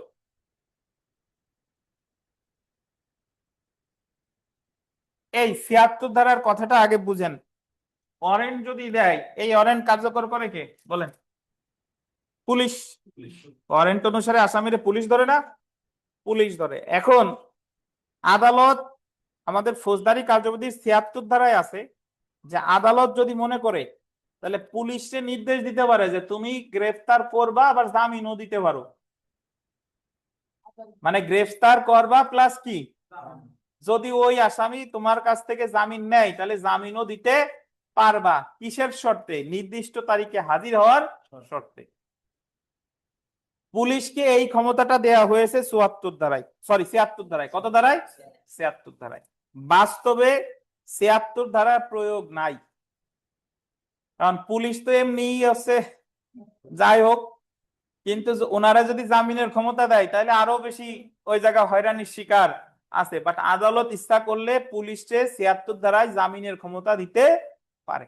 এই যে দেখেন, যিনি পরোয়ানা কার্যকর করবেন আদালত তাকে জামিন প্রদানের ক্ষমতা প্রদান করতে পারেন। কত ধারায়? 76 ধারা এবং পরোয়ানা লিখিত নির্দেশে নিম্নলিখিত বিষয় উল্লেখ থাকবে। জামিনদারের সংখ্যা, যে পরিমাণ অর্থের জন্য জামিনদারগণ মানে বেল বন্ডের টাকা বা যে ব্যক্তিকে গ্রেফতারের জন্য পরোয়ানা প্রদান করা হয়েছে সেই ব্যক্তি যথাক্রমে কি থাকবে, দায়ী থাকবে এবং যে সময় তাকে আদালতে হাজির হতে হবে। তো তাহলে মনে রাখবেন যে আদালত পুলিশে জামিন দেওয়ার ক্ষমতা দিতে পারে কত ধারায়, কত ধারায়, 73 আছে। বাট আদালত দিবে কি দিবে না এটা তার ক্ষমতা, ধারা অবশ্যই কার্যকর আছে। আমরা একটা আইন পাঠে চলে আসি, আসেন আইন পাঠে 76 ধারাটা একটু পড়ি।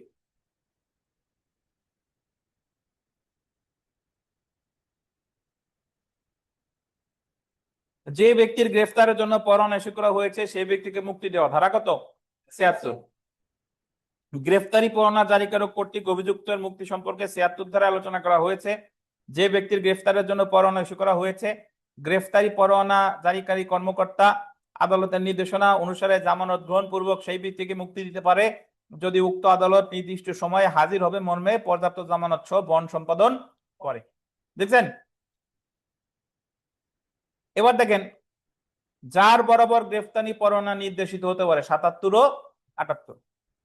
সাধারণত গ্রেফতারি পরোয়ানা এক বা একাধিক পুলিশের প্রতি নির্দেশিত হবে, আন্ডারলাইন করেন, পুলিশের প্রতি, অর্থাৎ গ্রেফতারি পরোয়ানাটা কার্যকর করবে কে, পুলিশ, এক বা একাধিক পুলিশ। তারপরে দেখেন 78 ধারা অনুসারে বলতেন প্রথম শ্রেণীর ম্যাজিস্ট্রেট, কোন শ্রেণীর ম্যাজিস্ট্রেট, প্রথম শ্রেণীর ম্যাজিস্ট্রেট কোন পলাতক আসামি, ঘোষিত অপরাধী বা এমন ব্যক্তি যে জামিনের অযোগ্য অপরাধে অভিযুক্ত এবং গ্রেফতার হতে পলাতক তাকে গ্রেফতারের জন্য তার জেলার মধ্যে কোন জমির মালিক, কৃষক অথবা জমির ম্যানেজারের উপর, আন্ডারলাইন করেন, কোন জমির মালিক, কৃষক অথবা জমির ম্যানেজারের উপর পরোয়ানা নির্দেশিত করতে পারে। একটু বুঝতে হবে 78 ধারায় বলছে যে প্রথম শ্রেণীর ম্যাজিস্ট্রেট যদি মনে করে তাহলে যে আসামি হলো ঘোষিত অপরাধী, যে হলো ফেরারি আসামি যারা গ্রেফতার করা যাচ্ছে না, সে যদি কোনো জায়গায় যাতায়াত করে সেই জমির মালিকরে বা ম্যানেজারে বলতে পারে যে অমুকরে যদি দেখো তাহলে এই ওয়ারেন্ট অনুসারে তারা গ্রেফতার করবা। এটা সকল অপরাধীর ক্ষেত্রে না, কিসের কিসের ক্ষেত্রে, পলাতক আসামি, ঘোষিত অপরাধী বা জামিন অযোগ্য অপরাধে অভিযুক্ত।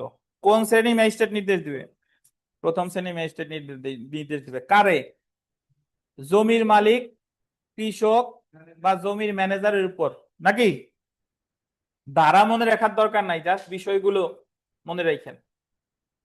এবার আবার আমরা নোটে একটু চলে আসি, যে কেবল যে পেজটা দিলাম ওই জায়গায় আসেন।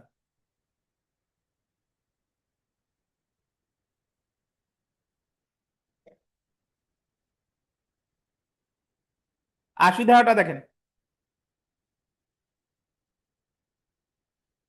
গ্রেফতারি পরোয়ানা কার্যকর করেছেন এমন কোন পুলিশ অফিসার বা অন্য কোনো ব্যক্তি যাকে গ্রেফতার করা হবে তাকে পরোয়ানার সারমর্ম জানাবেন এবং প্রয়োজন হলে তাকে পরোয়ানাটি দেখাবেন। মানে কোন ওয়ারেন্ট অনুসারে তাকে গ্রেফতার করা হচ্ছে এটা সারমর্ম অবশ্যই গ্রেফতারকৃত ব্যক্তিকে কি জানাতে হবে। কত ধারায় বলছে, 80। আপনারা কি বলতে পারেন যে যদি ওয়ারেন্ট ছাড়া গ্রেফতার করে তাহলে কি গ্রেফতারের কারণ জানাবে কিনা, কত ধারায় বলছে বলেন, ওয়ারেন্ট অনুসারে গ্রেফতার করলে তো জানাবে, এই যে বলো 80 ধারা, আর ওয়ারেন্ট ছাড়া যদি গ্রেফতার করে তাহলেও জানাবে, কত ধারা, 54 ক, 54 ক নতুন যুক্ত করছে। আপনি ওই যে পেজ দিছিলাম 54 কতে বলছে যে বিনা ওয়ারেন্টে গ্রেফতারের ক্ষেত্রে অবশ্যই ওই অফিসার জানাবে যে কেন তাকে গ্রেফতার করা হচ্ছে, বুঝতে পারছেন। আর ওয়ারেন্ট সহ গ্রেফতারের ক্ষেত্রেও জানাবে, এটা কত, 80। ঠিক আছে,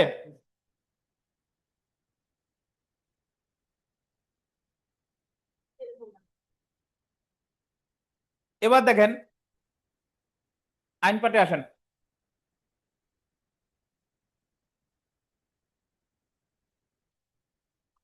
বিলম্ব ছাড়াই আটক ব্যক্তিকে আদালতে হাজির করা, এই জায়গায় দুইটা ধারা।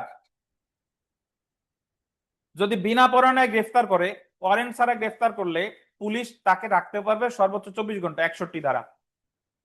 আর ওয়ারেন্ট সহ গ্রেফতার করলে পুলিশ তারে 1 সেকেন্ডও রাখতে পারবে না, অনতিবিলম্বে হাজির করতে হবে ম্যাজিস্ট্রেটের কাছে। 81 ধারা। তাহলে বিনা পরোয়ানায় গ্রেফতার করলে 61, পরোয়ানা সহ গ্রেফতার করলে কত? 81। বিনা পরোয়ানায় গ্রেফতার করলে পুলিশ আর গ্রেফতারকৃত আসামির কতক্ষণ রাখতে পারবে? 24 ঘন্টা। আর পরোয়ানা সহ গ্রেফতার করলে অবিলম্বে হাজির করতে হবে কার কাছে? ম্যাজিস্ট্রেটের কাছে। কত ধারা? 81। এই যে দেখেন, বুঝছেন?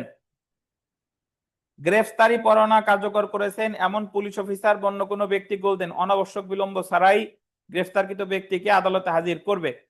81 ধারা প্রযোজ্য হবে যে ক্ষেত্রে গ্রেফতারি পরোয়ানা অনুসারে কোনো ব্যক্তিকে গ্রেফতার করা হয় সেই ব্যক্তিকে হাজির করার ক্ষেত্রে, আন্ডারলাইন করবেন। অন্যদিকে 61 ধারা প্রযোজ্য হবে যে ক্ষেত্রে বিনা গ্রেফতারি পরোয়ানা ব্যতীত কোনো ব্যক্তিকে আটক করা হয় সেই ব্যক্তি হাজিরার জন্য। বিনা গ্রেফতারি পরোয়ানায় আটককৃত ব্যক্তিকে 24 ঘন্টার মধ্যে 61 ধারা, আর গ্রেফতারি পরোয়ানা অনুযায়ী আটককৃত ব্যক্তিকে অনাবশ্যক বিলম্ব ছাড়া আদালতে হাজির করতে হবে। এটা কত?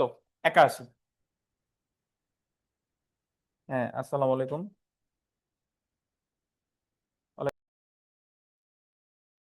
তো তাহলে বেল্লাল সাহেব, শান্ত সাহেব বলেন, ক্যাচিট 61 আর 81-র মধ্যে পার্থক্য কি বলেন?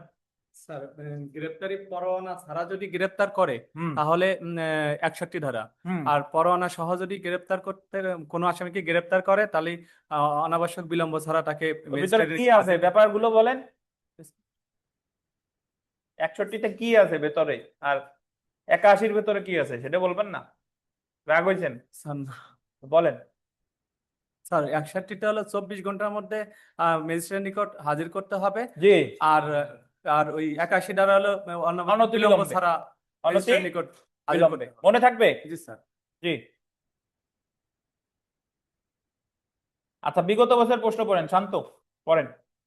গ্রেপ্তারি পরোয়ানার মাধ্যমে পুলিশ কোনো ব্যক্তিকে গ্রেপ্তার করলে তাকে আদালতে দেয়া হাজির করতে হবে। গ্রেফতারি পরোয়ানার মাধ্যমে বলছে, জি স্যার। মানে গ্রেফতারি পরোয়ানা সহ। হ্যাঁ, তাহলে হাজির করবে কখন? অনাবশ্যক বিলম্ব ছাড়া। অনাবশ্যক বিলম্ব বিলম্ব ছাড়া। আর সেম প্রশ্নটা যদি বলতো গ্রেফতারি পরোয়ানা ছাড়া, তাহলে তাহলে 24 উত্তর ঘন্টার হতো মধ্যে। কত? 24 24 ঘন্টা। ঘন্টা। বুঝেছেন? জি স্যার। আচ্ছা, আমরা আবার আপনাদের যে পেজটা দিছি ওই পেজে চলে আসেন। ধারা 82 দেখেন, গ্রেফতারি পরোয়ানা বাংলাদেশের যে কোনো স্থানে কার্যকর করা যাবে। দেখছেন? যদি পরীক্ষায় প্রশ্ন আসে যে ওয়ারেন্ট কোথায় কার্যকর করা যাবে, গোপালগঞ্জের ওয়ারেন্ট খাগড়াছড়ি কার্যকর করা যাবে? যাবে। কত ধারায় বলছে? 82 ধারায়। জি। তো এই জায়গায় যে ধারাটারা, এই ধারাটারার মধ্যে শুধু একটা ধারা মনে রাখবেন 81, আর অন্য ধারাটারা মনে না রাখলেও চলবে।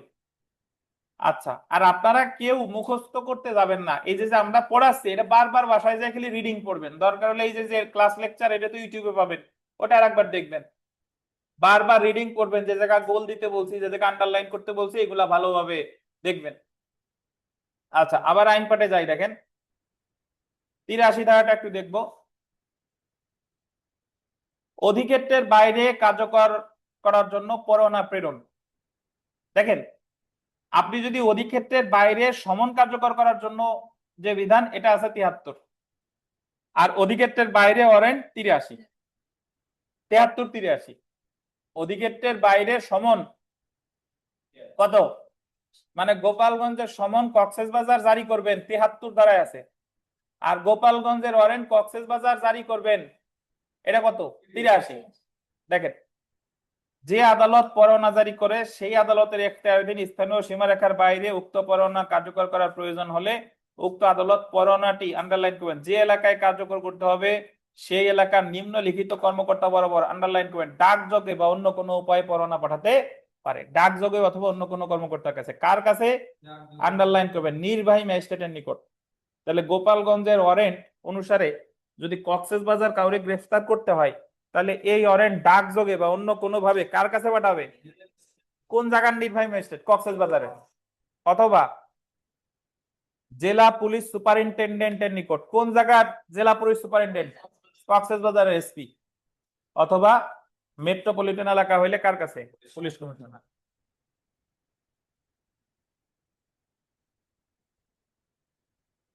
পরীক্ষায় যেটা আসবে সেটা হলো যে ওয়ারেন্ট যদি ভিন্ন এখতিয়ার সম্পন্ন আদালতে কার্যকর করতে হয় তাহলে ওয়ারেন্ট কার কাছে পাঠাবে? নির্বাহী ম্যাজিস্ট্রেট অথবা জেলা পুলিশ সুপারিনটেনডেন্ট অথবা কে? মেট্রোপলিটন এলাকা হলে পুলিশ কমিশনার। বুঝছেন? এই আনিসে দেন দি, আনিসে। আনিস, আপনি আপনার ওয়াইফের বিরুদ্ধে যৌতুকের মামলা করলেন। যৌতুকের মামলা কিন্তু স্বামীও করতে পারে, আগে বলেনি, জানেন কি? হাসেন কে? যৌতুকের মামলা হাজবেন্ডও করতে পারে, ওয়াইফও করতে পারে। এখন আনিস ওনার ওয়াইফের বিরুদ্ধে যৌতুকের মামলা করলো। ওয়াইফ বাস করে হলো ঢাকার গুলশানে। এখন তাহলে আনিস বলেন যে এই ওয়ারেন্টটা কিভাবে কার্যকর করবে? গোপালগঞ্জের ওয়ারেন্টটা অনুসারে আপনার ওয়াইফকে গুলশান থেকে কিভাবে গ্রেফতার করবে বলেন?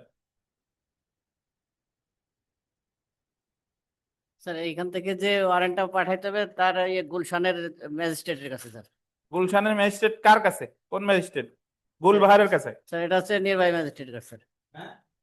বলেন বলেন, নির্বাহী ম্যাজিস্ট্রেট বলেন, ভুল হোক সঠিক হোক বলে যান। নির্বাহী ম্যাজিস্ট্রেট। আর কোনো উপায় আছে কিনা?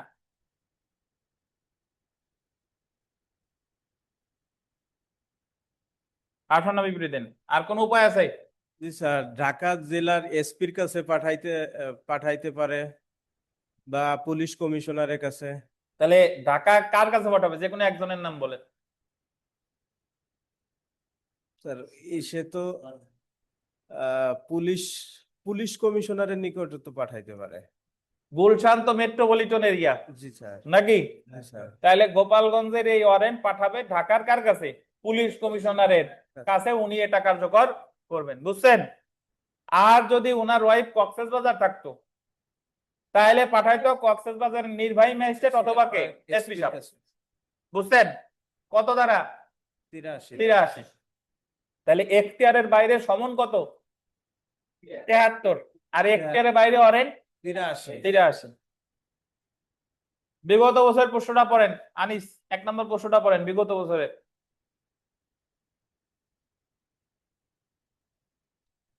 আবার বলেন না আপনার বইতে নাই।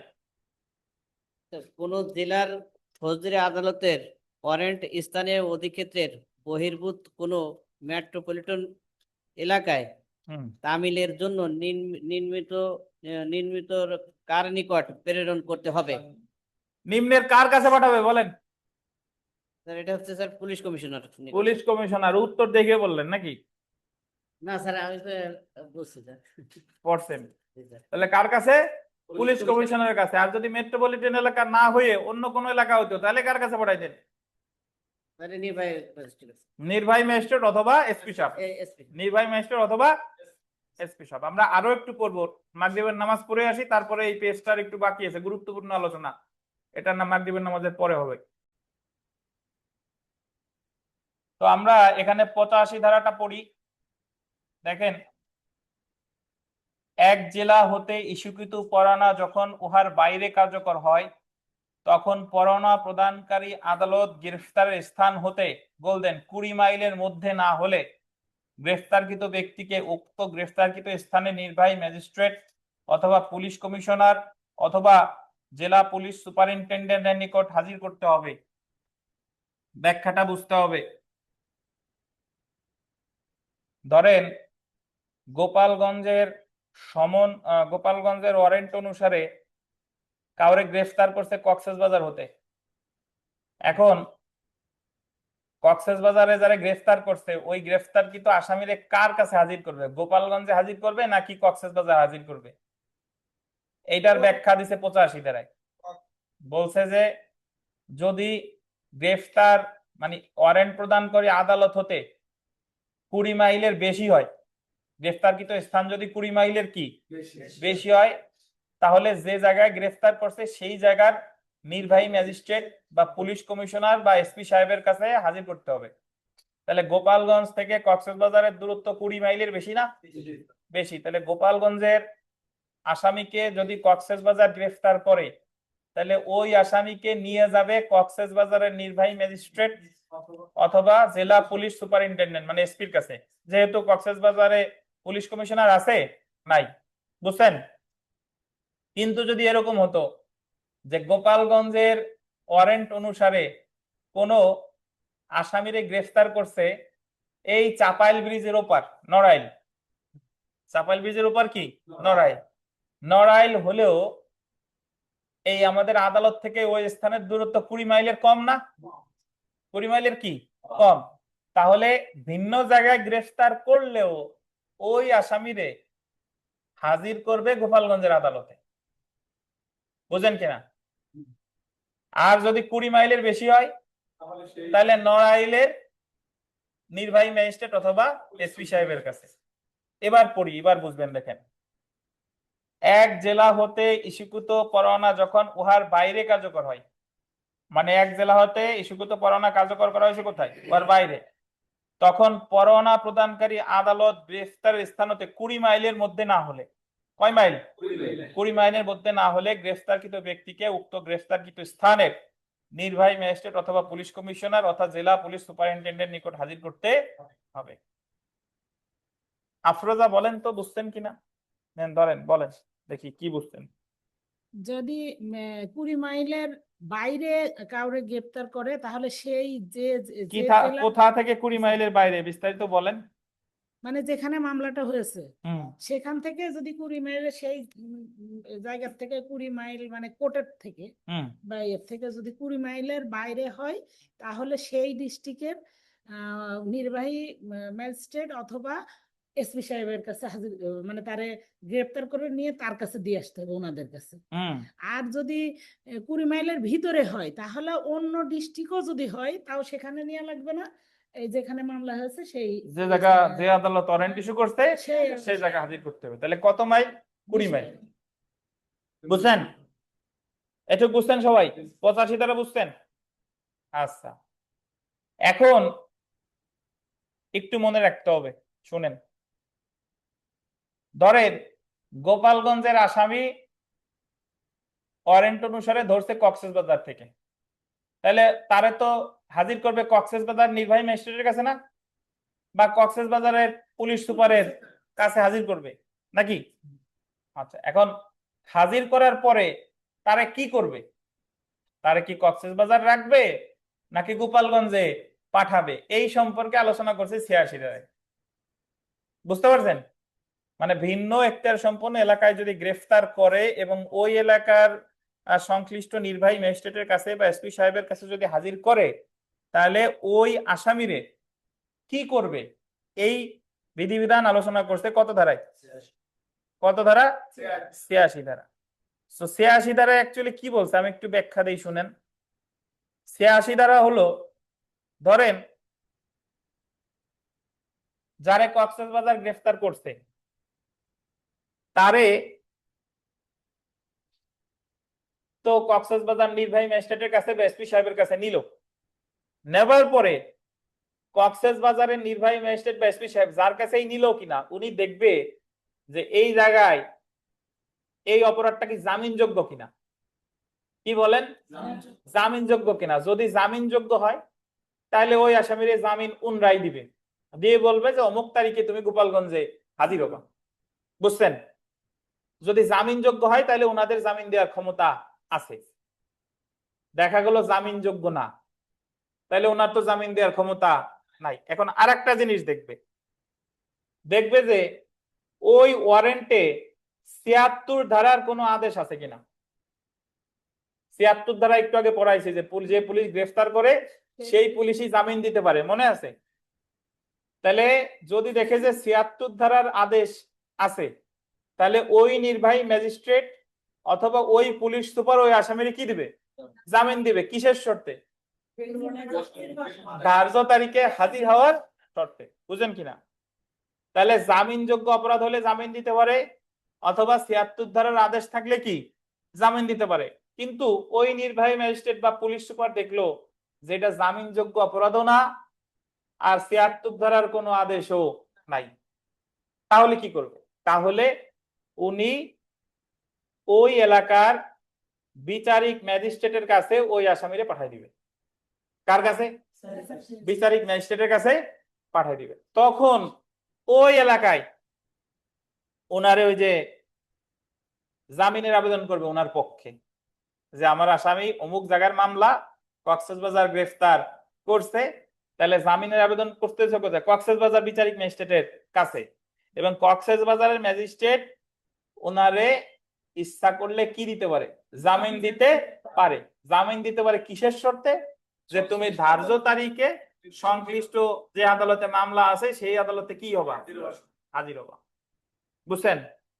ধরে নিলাম উনিও জামিন দেয় নাই, মানে বিচারিক ম্যাজিস্ট্রেটও জামিন দেয় নাই, তাহলে কি ও কক্সবাজারে থাকবে? না। এই ক্ষেত্রে ওনারে ট্রানজিট রিমান্ড বলে। ওনারে উনি পুলিশে নির্দেশ দিবে যে যাও তুমি এই আসামির নিয়ে কোথায় পৌঁছায় দিয়েছো? গোপালগঞ্জে পৌঁছায় দিয়ে আসো। এই হলো ৮৬ ধারা।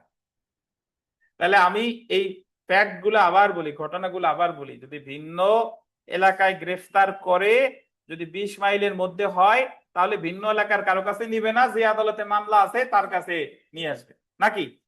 আর ২০ মাইলের বেশি যদি হয়, তাহলে ওই ভিন্ন এলাকার নির্বাহী ম্যাজিস্ট্রেট, পুলিশ কমিশনার বা এসপি সাহেবের কাছে কি করবে? হাজির করবে।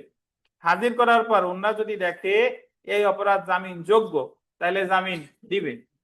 আর ওনারা যদি দেখে যে না এই অপরাধ জামিন যোগ্য না, আর ৭৬ ধারার কোনো আদেশও নাই, তাহলে ওনারা এই মামলা পাঠাই দিবে কক্সবাজারের কার কাছে? বিচারিক ম্যাজিস্ট্রেটের কাছে। তারপর ওই যে বিচারিক ম্যাজিস্ট্রেটের কাছে পুট আপ দিয়ে জামিন টামিন চাইবে। যদি জামিন দিতে পারে, যদি দেয়, বলবে যে ধার্য তারিখে অমুক আদালতে হাজির হবা। আর যদি জামিন না দেয়, না দিল, তাহলে সেই ক্ষেত্রে পুলিশ ওই আসামিরে নিয়ে যাবে কোথায়? সংশ্লিষ্ট যে আদালতে মামলাটা, সেই আদালতে নিয়ে যাবে। এই যে নিয়ে গেল, এটারে বলে ট্রানজিট রিমান্ড। কি রিমান্ড? Transit remand. আর যদি ৮৬ ধারায় জামিন দেয়, এই জামিনটা বলে ইন্টারিম বেল বা অন্তর্বর্তীকালীন জামিন। এবার পড়ি, দেখেন এই যে আমি যে কথাগুলো বললাম, এই কথাগুলো ৮৬ ধারায় আছে। আপনার এই কাগজ নাই? নেন তো নাই?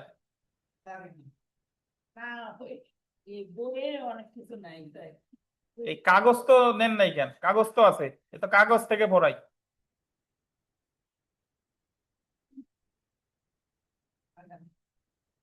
আনিস, দেখেন, উক্ত নির্বাহী ম্যাজিস্ট্রেট অথবা জেলা পুলিশ সুপারিনটেন্ডেন্ট অথবা পুলিশ কমিশনার তাকে মানে কাকে? আসামিকে সংশ্লিষ্ট এলাকার আদালতে প্রেরণের নির্দেশ দিবেন। মানে যে এলাকায় গ্রেফতার করছে সে এলাকার আদালতে প্রেরণের নির্দেশ দিবেন। তবে শর্ত থাকে যে অপরাধ আন্ডারলাইন করবেন যদি জামিনযোগ্য হয়। দেখছেন, অপরাধটা যদি কি হয়? জামিনযোগ্য হয়, এবং গ্রেফতারকৃত ব্যক্তি যদি উক্ত নির্বাহী ম্যাজিস্ট্রেট বা জেলা পুলিশ সুপারিনটেন্ডেন্ট অথবা পুলিশ কমিশনারের সন্তুষ্টি সাধন করে জামিন দিতে প্রস্তুত ও ইচ্ছুক থাকে। মানে আসামি যদি বলে যে আমার জামিন দেন, অথবা পরোয়ানার উপর গোল দেন ৭৬ ধারা মোতাবেক কোন নির্দেশ লিখিত থাকে। কত ধারা মোতাবেক? ৭৬ ধারা মোতাবেক কোন নির্দেশ কি থাকে? লিখিত থাকে, এবং উক্ত ব্যক্তি নির্দেশ মোতাবেক জামানত দিতে প্রস্তুত ও ইচ্ছুক থাকে, তাহলে ম্যাজিস্ট্রেট অথবা জেলা সুপারিনটেন্ডেন্ট অথবা পুলিশ কমিশনার উক্ত জামিন বা জামানত গ্রহণ করবেন এবং মুসলেকাটি পরোয়ানা প্রদানকারী আদালতে কি করবেন? প্রেরণ করবেন। মানে উনি জামিন দেওয়ার মতো হলে জামিন দিবেন। তবে বললেন জামিন অযোগ্য অপরাধ হলে, কি অপরাধ হলে? জামিন অযোগ্য অপরাধ হলে বা ৭৬ ধারা অনুসারে কোনো নির্দেশনা না থাকলে, জামিন অযোগ্য অপরাধ অথবা কি ৭৬ ধারা অনুসারে কোনো নির্দেশনাও নাই, দায়রা জজ বা মহানগর দায়রা জজ বা সিএমএম বা সিজিএম এর বা বিশেষ ক্ষমতাপ্রাপ্ত প্রথম শ্রেণী ম্যাজিস্ট্রেট গ্রেফতারকৃত ব্যক্তিকে, আন্ডারলাইন করবেন, ৪৯৭ ধারার শর্ত সাপেক্ষে গোল দিবেন অন্তর্বর্তীকালীন জামিন প্রদান করে ধার্য তারিখে পরোয়ানা প্রদানকারী আদালতে হাজির হবার নির্দেশ প্রদান করিবেন। দেখছেন? তাহলে যদি আপনাকে বলে ইন্টারিম বেল, কত ধারায় দেয়? ৮৬ ধারায়।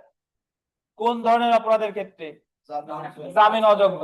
জামিন অযোগ্য। জামিনযোগ্য যদি হইতো তাইলে ওনার কাছে আসতো না, তার আগেই জামিন পেয়ে যেত, ওই যে নির্বাহী ম্যাজিস্ট্রেট বা পুলিশ সুপার দিয়ে দিত। তো তাহলে ভিন্ন এখতিয়ার সম্পন্ন আদালত গ্রেফতার করলেও ওয়ারেন্ট ইস্যু করে আদালতে হাজির করবে যদি ওই স্থান থেকে ওয়ারেন্ট ইস্যু করে আদালতের দূরত্ব 20 মাইলের কম হয়। আর 20 মাইলের যদি বেশি হয় তাহলে ওই ভিন্ন এখতিয়ার সম্পন্ন আদালতের কার কাছে হাজির করবে? নির্বাহী ম্যাজিস্ট্রেট, পুলিশ কমিশনার অথবা এসপি। এবং তারা যদি দেখে যে জামিনযোগ্য অপরাধ তাহলে জামিন দিতে পারে, অথবা তারা যদি দেখে 76 ধারার আদেশ আছে তাহলে জামিন দিতে পারে। আর তারা যদি দেখে যে জামিনযোগ্যও না, 76 ধারার কোনো আদেশও নাই, তাহলে তারা ওই গ্রেফতারকৃত আসামিকে পাঠাই দিবে সংশ্লিষ্ট এলাকার দায়রা আদালত বা সিজিএম বা সিএমএম এর কাছে, কি পাঠাই দিবে, বা প্রথম শ্রেণী ম্যাজিস্ট্রেটের কাছে পাঠাই দিবে। এবং প্রথম শ্রেণী ম্যাজিস্ট্রেট 497 ধারার শর্ত মোতাবেক তারে জামিন দিতে পারে। এবং এই যে জামিন দিল, এই জামিনটা কি বলে? অন্তর্বর্তীকালীন জামিন বা ইন্টারিম বেল। যদি পরীক্ষায় প্রশ্ন আসে যে ফৌজদারি কার্যবিধিতে অন্তর্বর্তীকালীন জামিন আছে কত ধারায়? 86 ধারায়। ভিন্ন এখতিয়ার সম্পন্ন আদালতে গ্রেফতার করলেও ওয়ারেন্ট ইস্যু করে আদালতে হাজির করবে দূরত্ব কত হইলে? 20 মাইল হলে, নাকি? আর ভিন্ন এখতিয়ার সম্পন্ন আদালতে ওয়ারেন্ট জারি করতে হলে ওয়ারেন্ট কার কাছে পাঠাবে? নির্বাহী ম্যাজিস্ট্রেট, এসপি অথবা পুলিশ কমিশনার, নাকি? ওয়ারেন্ট বাতিল করতে পারে কে? যে আদালত যে আদালত ওয়ারেন্ট জারি করছে সে আদালত। ওয়ারেন্ট কোন জায়গায় জারি করা যায়? সারা বাংলাদেশে। সারা বাংলাদেশ। ওয়ারেন্ট কার প্রতি নির্দেশিত হবে? Police officer. কার প্রতি? Police officer. প্রথম শ্রেণীর ম্যাজিস্ট্রেট ওয়ারেন্ট কার্যকর করার জন্য নির্দেশ দিতে পারে জমির মালিক, ম্যানেজার, যদি আসামি পলাতক হয়, যদি আসামি আমলযোগ্য অপরাধ করে তাহলে তাদের নির্দেশ দিতে পারে, নাকি? তো এই হলো আমাদের ওয়ারেন্ট সংক্রান্ত বিধিবিধান। আর পড়ছি ওয়ারেন্ট ব্যতীত যদি গ্রেফতার করে তাহলে প্রযোজ্য 61 ধারার বিধান। আর ওয়ারেন্ট সহ গ্রেফতার করলে কত? 81। ওয়ারেন্ট ব্যতীত গ্রেফতার করলে পুলিশ ওই আসামির রাখতে পারবে সর্বসকলে কত? 24 ঘন্টা। 24 ঘন্টা। আর ওয়ারেন্ট সহ গ্রেফতার করলে ম্যাজিস্ট্রেটের কাছে পাঠাবে অবিলম্বে। আপনি এইটুক ভুলে যান কেন? যদি ওয়ারেন্ট ছাড়া গ্রেফতার করে তার মানে এই জায়গা পুলিশের তদন্ত করার ব্যাপার আছে। আর ওয়ারেন্ট সহ গ্রেফতার করলে তদন্তের কিছু নাই, সাথে সাথে ম্যাজিস্ট্রেটের কাছে নিয়ে যাবে। তো এই ছিল আপনাদের আজকের পড়া। আমাদের খুবই গুরুত্বপূর্ণ আলোচনা। আমরা সমন পড়ছি, ওয়ারেন্ট পড়ছি, তারপর রিমান্ড পড়ছি। এই জিনিসগুলো খুবই খুবই খুবই গুরুত্বপূর্ণ। এখান থেকে প্রশ্ন পাবেন। তাহলে আগামীকাল আমাদের 5টায় পড়া, এবং আপনাদের আগামীকাল 40 মার্কের ক্লাস টেস্ট থাকবে। ধারা কত থেকে কত বলেন? 33 থেকে 86। 33 থেকে 86। তো কষ্ট করে পড়ে আসবেন। অনলাইন অফলাইনে যদি কোনো প্রশ্ন থাকে জিজ্ঞাসা করতে পারেন, আর না হলে আজ এই পর্যন্তই।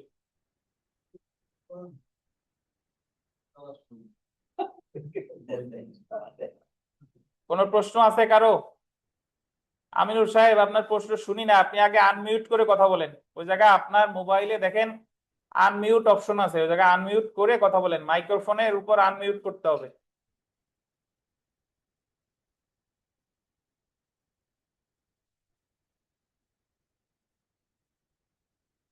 এবার করেন, এবার করেন, আনমিউট করেন।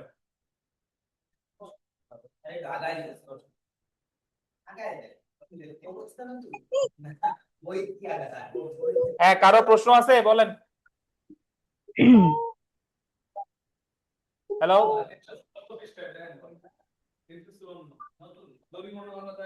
আচ্ছা আমিনুর সাহেব, আপনি আমার ফোন করেই বলেন, আপনার কথা তো শুনি না। আপনি আনমিউট করা একটু শিখে নিয়েন কারো কাছ থেকে। আসসালামু আলাইকুম স্যার। হ্যাঁ, ওয়ালাইকুম আসসালাম। কি সাবিনা নাকি আপনি? জি স্যার। স্যার আমারপুর গত থেকে সপ্তাহের নাকি? পরীক্ষার প্রশ্নের মধ্যে জি বলেন। গত সপ্তাহের পরীক্ষার প্রশ্নের মধ্যে 29 নাম্বার আর 39 নাম্বার প্রশ্নটা, এই দুটার মধ্যে আমার একটু কনফিউশন আছে, একটু বুঝাই দিবেন? হ্যাঁ, অবশ্যই বুঝাই দেবো। দাঁড়ান, প্রশ্ন আগে স্ক্রিনে আনি। ওয়েট। আচ্ছা।